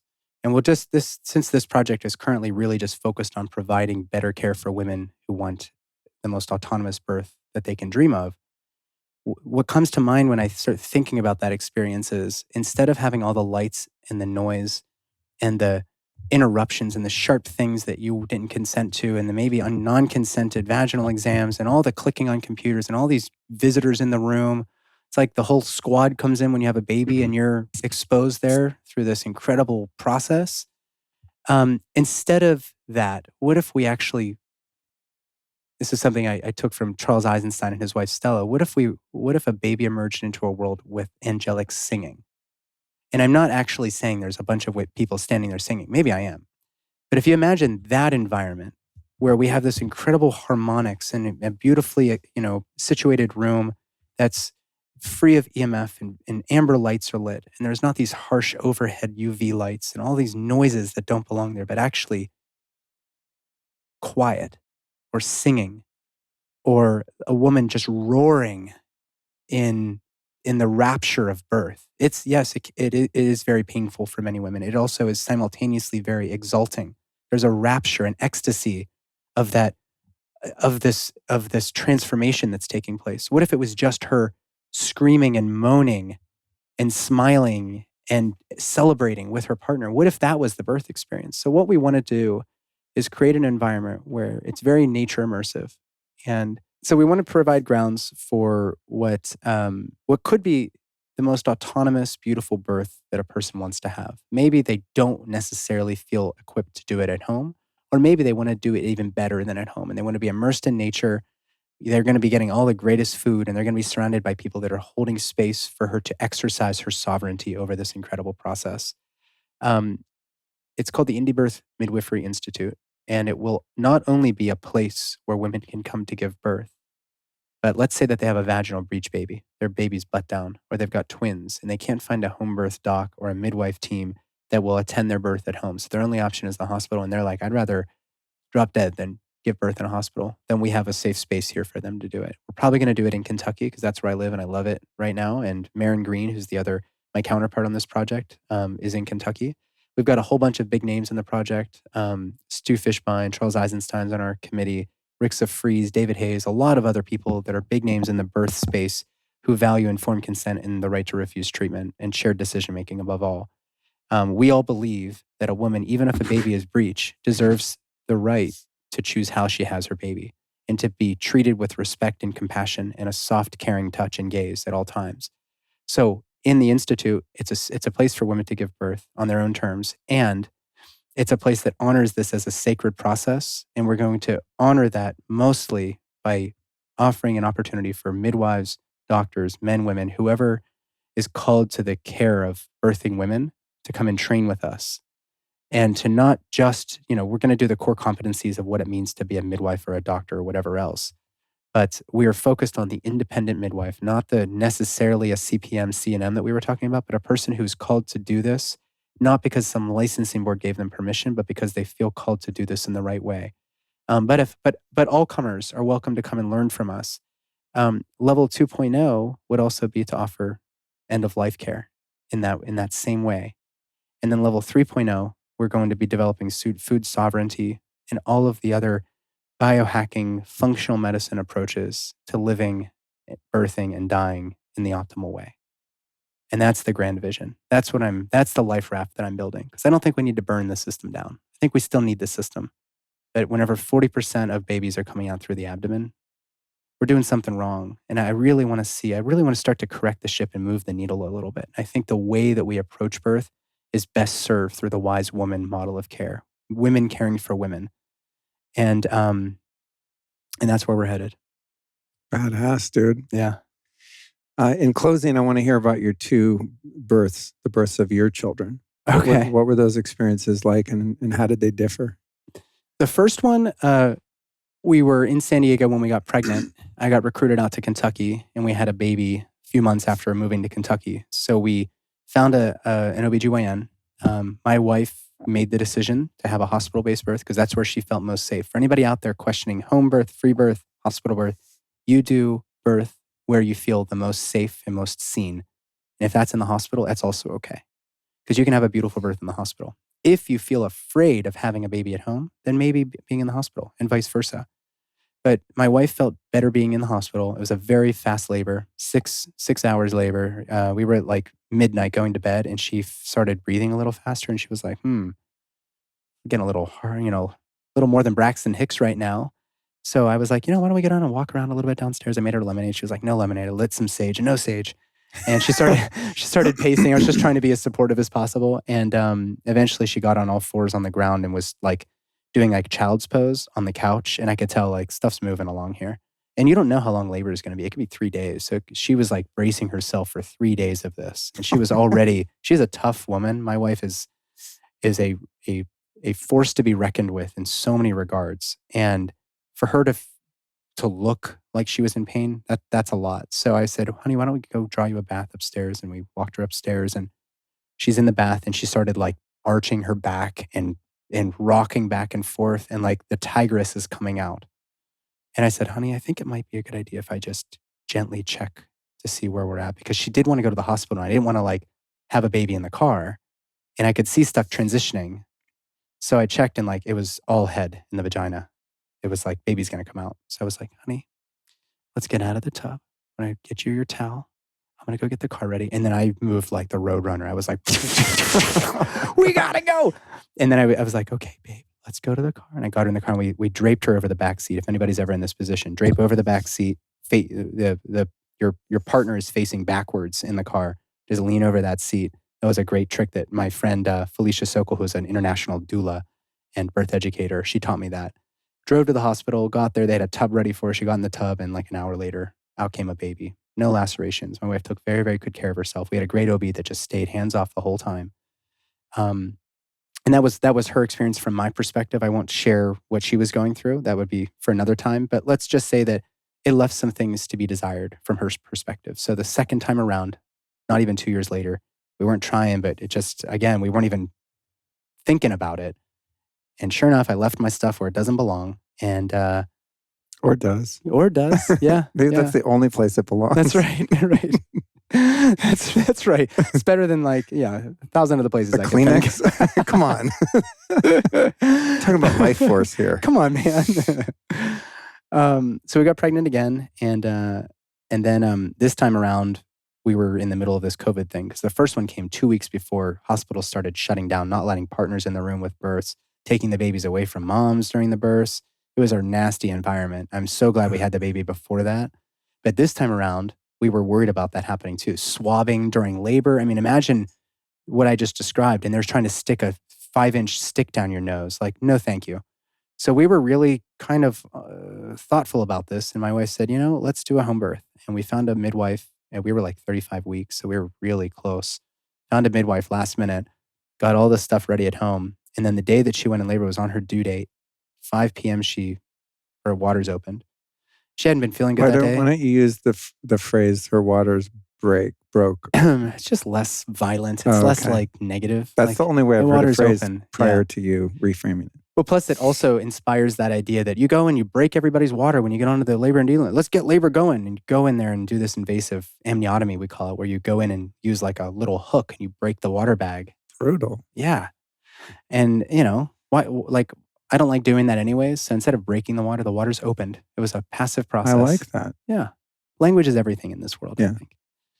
So waters opened at 5 p.m. Mom did a little Reiki on her. And then I asked my mom and her husband and my mother-in-law, like, I think you guys should go. I think we got a baby coming. So we had them all leave. And then we called our friend Sarah, who's a breath worker. She's the sort of front and center of effigy breath work, which if you've never tried it, I'd love to link you up with her because she's got some mad midwifery witchy stuff in this breath work. And I know there's a lot of cool breath work out there, but we chose this one because it is very grounding. And unless you're not pregnant, if you're not pregnant, it actually takes you into outer space in 20 minutes and it's 60 minutes. Yeah. I mean, had me at space. Full psychedelic experience for me and for my wife as well outside of it, with a lot of trauma release, a lot of chakra. There was like a full Kundalini experience.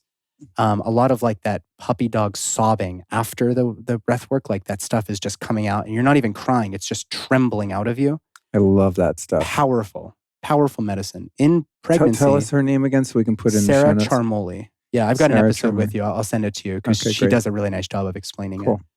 But we figured that'd be a nice way to start the labor. So we decided we'd breathe with her. So at 6 p.m., remember, water's open at 5, 6 p.m., an hour into the labor process, Sarah comes over, we start breathing. 40 minutes into that, I'm off in outer space on Neptune.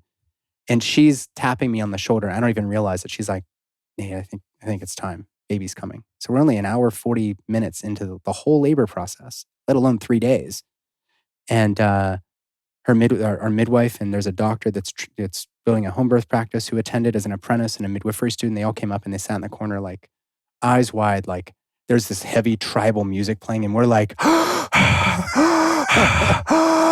I mean, intense environment. And my hands are all cramped up from the hyperoxygenation. My toes are cramped. Yeah. My mouth is all, mangled. And 6:46, an hour 46 after the water's opened, baby's out, asleep. And Stephanie said it was an ecstatic birth. And you've heard that term before. This was an absolutely, I don't think she would say it was pleasurable, but she used the word ecstatic, which is why I'm stealing that. And for her, it was very healing from the first birth in the hospital. We didn't even get in the tub. It was right on our bed where we probably conceived this baby, which is a beautiful kind of full circling, And the baby was asleep. Little Everly Rosa was totally asleep on her chest. Moments after, we got to breastfeed. We watched a movie that night. People brought us food. And they had even had to wake the baby up to get the APGAR scores, which is the first scoring of sort of like, how's the baby transition? Do we need to do some, little oxygen or whatever? And she was a 10 out of 10, which isn't, I've never even seen a 10 out of 10, but they gave her a 10 out of 10. And that, when you're at a home birth, when you really get to see that on a woman's terms, it changes everything for you. So that I was already way out of the system at this point, but that was so validating as to how powerful this can be if we're just present with the process and just allow the spiritual transformation to unfold.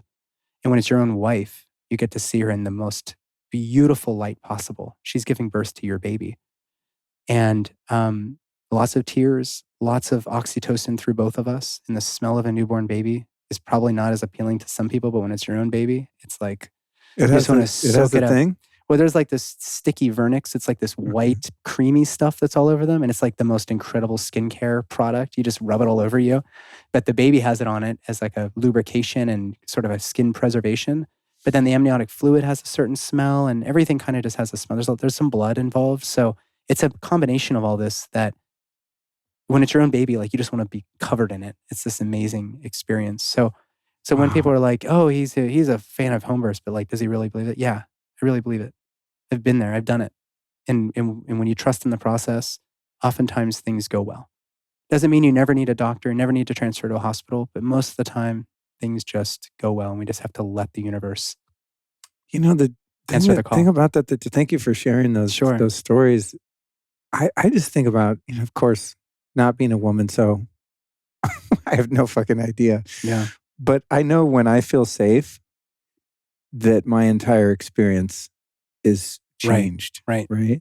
Especially if I feel safe during a time in which I kind of shouldn't. Yeah. Or have ample opportunities to not. Right. But to me, the whole thing that you describe, and plus your vision for, leaving this world too, the underlying word I hear is safety. It's just safe. The woman needs to feel safe. And, back to your point, maybe for some that's in hospital and for some it's elsewhere. But that's what I take away from this is imagine how smoothly things could go if people aren't on edge. Right. And if we can reframe particularly the birth experience as not a medical emergency, but something that's totally normal and natural that we've been doing for fucking ever. Yeah. And not that things didn't go wrong and won't go wrong and all of that. But then who's the one judging saying it's wrong, right? According to who? Am I God to say that there shouldn't have been this miscarriage or a baby that didn't make it or whatever? These are realities of life that humans have found ways to reconcile and face throughout time. I'm so glad you brought that up because that's actually an important point. In our efforts to reduce neonatal mortality, meaning a dead baby inside the uterus, a fetal demise, or a dead baby after birth, we've been willing to completely perverse the entire process of birth in order to make that number zero. But that's an impossibility. It's an asymptotic relationship with bad outcomes. There will never be zero bad outcomes. That's a part of being mortal, which goes back to our fear of mortality to begin with. I'm never going to die and babies should never die. Well, actually, babies sometimes do die. And that's not because it was a failure of the medical system any more than it was a failure to keep a 95-year-old on a ventilator and continuous dialysis and artificially, elevated blood pressure medications. It's not a failure. We're mammals. We are still organisms that have to face mortality. And our inability to recognize that leads to traumatizing procedures, traumatizing exams, traumatizing language, which is fear-based because you don't want your baby to die. Sometimes babies die. That's not a chess piece to be used to coerce a woman to do something that she doesn't feel right. Her intuition isn't drawing her to do. That's on you as the doctor to be okay with a person exercising their autonomy, even if it might lead to an outcome that reflects poorly on the hospital or in your practice. It's not your job to save them or their baby. It's your job to provide them guidance so that they can make a decision that feels right. And sometimes babies die. And we are just not okay with that. It's interesting because on one side you have this primordial innate value for preservation of life. Right. I mean, we see a bug that's a non-threatening bug and we would go out of our way to save its life. Yeah. Because you don't want it to die. Whereas other bugs like cockroaches, one might smash. Or what I've started in is vacuuming it up. And if Allison sees me, I have to go let it loose in the yard, which I think helps my compassion grow. Yeah. It's a pain in the ass when it's 3 a.m. But so part of it's just, we want to preserve life. We're wired that way. We want to proliferate as a species, right? Right. But then on the pathological side of that, perhaps there's this atheistic, egotist attachment to form. Right. That's like, because if I don't believe that I'm any more than a body, then there's this whole other depth of attachment to the body. And if I believe that embryo, infant, baby is only that, then that's all there is. That's exactly right. But from a more expanded point of view, I mean, you can go out and out and out and out into the furthest depths of the cosmos with this, which I don't even know if I'm capable of doing. But maybe as far as I could go out is that there are spirits floating around and they want to come into this plane. It's part of their karmic plan. Mm-hmm. And they're zooming around, looking at all of us, picking the appropriate parents that are going to help facilitate their evolution if they can come back here again. Yeah. This is, I mean, really my view of it. And they and God that created them also have a plan that may or may not include that first shot coming into existence, right? Like, we don't even know that it's not part of that soul's plan to come in and be like, oh, cool, in the uterus for a little bit. And like then, that baby without the trachea that I told you about. Yeah. It's like, who am I? Who would I be to have the audacity to say it shouldn't be that way? Right. It should be the way that I think, or that my genes have programmed me to believe, that everything has to live and flourish. Yeah. You know? Yeah. And it's just not the way it works. It's just not the way it You works. know, it's so cyclical. But if you are in the limited perspective of yourself as only being this body and this is the only shot I've got, then out of that, of course, you're going to build systems that cling and cling and cling, right, to the detriment of the end desire, right, even, right? Now it's like this machine eating itself because we don't know that we're more and that there is more. Yeah. You just brought to mind a story I heard recently from a Jennifer Sommerfeld is a trauma therapist. I think she lives up in Canada, but she told me about a client who had gone through a C-section and really felt really bad about it. And the baby, she met this baby in like a regression therapy inside the uterus, and the baby pointed down to the cervix. I was like, I didn't want to go through there. She's like, well, why, baby? Well, look. And it was like cobwebby and had this like dank cellar appearance down inside the uterus. The cervix is the exit of the uterus. And she was like, oh, you came out through the abdomen because you didn't want to go through there. And then she, in the therapy, realized, oh, there was some trauma in the past. And that energetically was appearing as in her, her mind's eye, these cobwebs, like an unsafe place. So the baby didn't want to go through this place that had this energetics of trauma and decided, I'm going out that way. Like, get me out in some other way. Wow. Which actually was a great sort of very therapeutic for that person. And because we blame ourselves when we have a C-section, we blame ourselves when something bad happens. It unfortunately or fortunately, depending on how you look at it, you're giving yourself too much credit. And having said that, people who come to work with me, the first thing I say is like, you are responsible for what happens with you and your baby. And that means you have to be able to surrender control and know where your decision-making is actually needed. Because we can't guarantee you anything. And for the things that you can control, I want you to really work on those so we can minimize the likelihood of a bad outcome happening, which goes into all the health, the lifestyle stuff I've been talking about. But the number one thing to remember for anybody listening is that when you get pregnant, you have no control. You're on the roller coaster and the roller coaster's brake is off and we're on for a ride. Oh my God. So all that I can do is I can make sure that there's like nails on the sides of the roller coaster to make sure that the track doesn't come unloose while you're riding it. But that's the best that we can do. We're not in control of this. And this sense of control over nature is really, I think, misguiding us in a lot. It's also then making us regret things that we've done or feel remorse for decisions we've made. And the only things you can control are really how healthy is your soil before you get pregnant, through the pregnancy, into the postpartum, on a physical, etheric, astral, and spiritual or eye level, consciousness level. And that's it. That's what you can control. So let's work on those things. Let's minimize the likelihood of a bad outcome. And let's also be prepared for the reality that sometimes childbirth is just dangerous. And safety, let's throw that. Let's throw should out the window. Let's throw permission out the window. Let's throw allow out the window, because you're the one that's in charge and you've got full ownership over the outcome. That's the person that I work with. And that's not everybody. Awesome. Thank you for all of that. Yeah, man. I got another question for you and then we'll wrap it up. Who are 3 teachers or teachings that have influenced your life and your work you'd like to share with us? Wow, man. Richard Feynman was the first hero of mine. Surely You're Joking, Mr. Feynman was a book that I just randomly stumbled upon in the library. And he was on the Manhattan Project. He was one of the only people to ever see a nuclear blast go off. Very early days of developing the nuclear technology.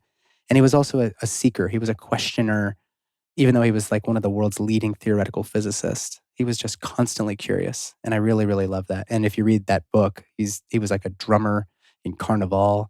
Really? I mean, really, really, really an interesting guy. You'd love that book. He's like a polymath in so many regards. Sort of like a modern day Renaissance man. The second would be, I think, Paul and Angie Check have been extremely, and Penny Check, the Check family has been a great teacher of mine, because there's all these gurus out there, but I don't find that a lot of people who are talking about the right way to be are actually practicing it. And I've learned that through the Check family, that they really, really believe and practice what they preach. And it may not be right for everybody. It's not even right for me in many regards, but in most of the time when I go there, I leave with something, realizing that like, wow, like this is what it means to live the life that you're actually guiding people down yourselves. Those are two that come to mind. The third and the most important is actually my wife. My wife embodies somebody who really knows who she is and is not afraid to be who she is, and who shows up for people, in service to people, without losing track of who she is and why she's here. And the amount of emotional intelligence that she brings into our relationship is unparalleled to any relationship I've ever had. We met when we were 15, actually. We started dating when we were 15, and then we split up when I was in med school, and the stars brought us back together, and we got married and now have 2 kids, and we're very much in love. But the way she shows up to life and is able to just sit in silence, to contemplate, is very, very different from me, as you can imagine. I'm very go, go, go. And she is very much the yin. I'm the yang. She's the yin. And the amount of intuition she brings into our life is an incredible guidepost for me. And I don't think I could possibly be anywhere that I've gone without her. I know the feeling, my friend. Yeah. I'm sure you do. I've never been asked that question of the 3 people, but I was like, oh, when you said it, I was like, oh, that would definitely come out of my mouth. At least I would hope. Yeah. Yeah. It's an incredible gift to be in alignment. It's just so, makes your life so rich. It does. To be able to be in a relationship with someone that you view in that way. Yeah. And from a relationship standpoint, like, perfection's never the goal. Like, a perfect relationship is one where I can be perfectly imperfect, flaws and all, and just let them hang out. And for her to just accept me and love me through that. And vice versa. And I think she does that better than I do for her. And it's a constant exercise for me to remember that, like, perfection is not the goal. And to love somebody unconditionally is to love them and allow them to express those flaws, perhaps even work on those flaws, without the goal of perfection, but with the goal of being able to be seen and witnessed through the pain, the joy, the sadness, the ups and downs, and everything in between.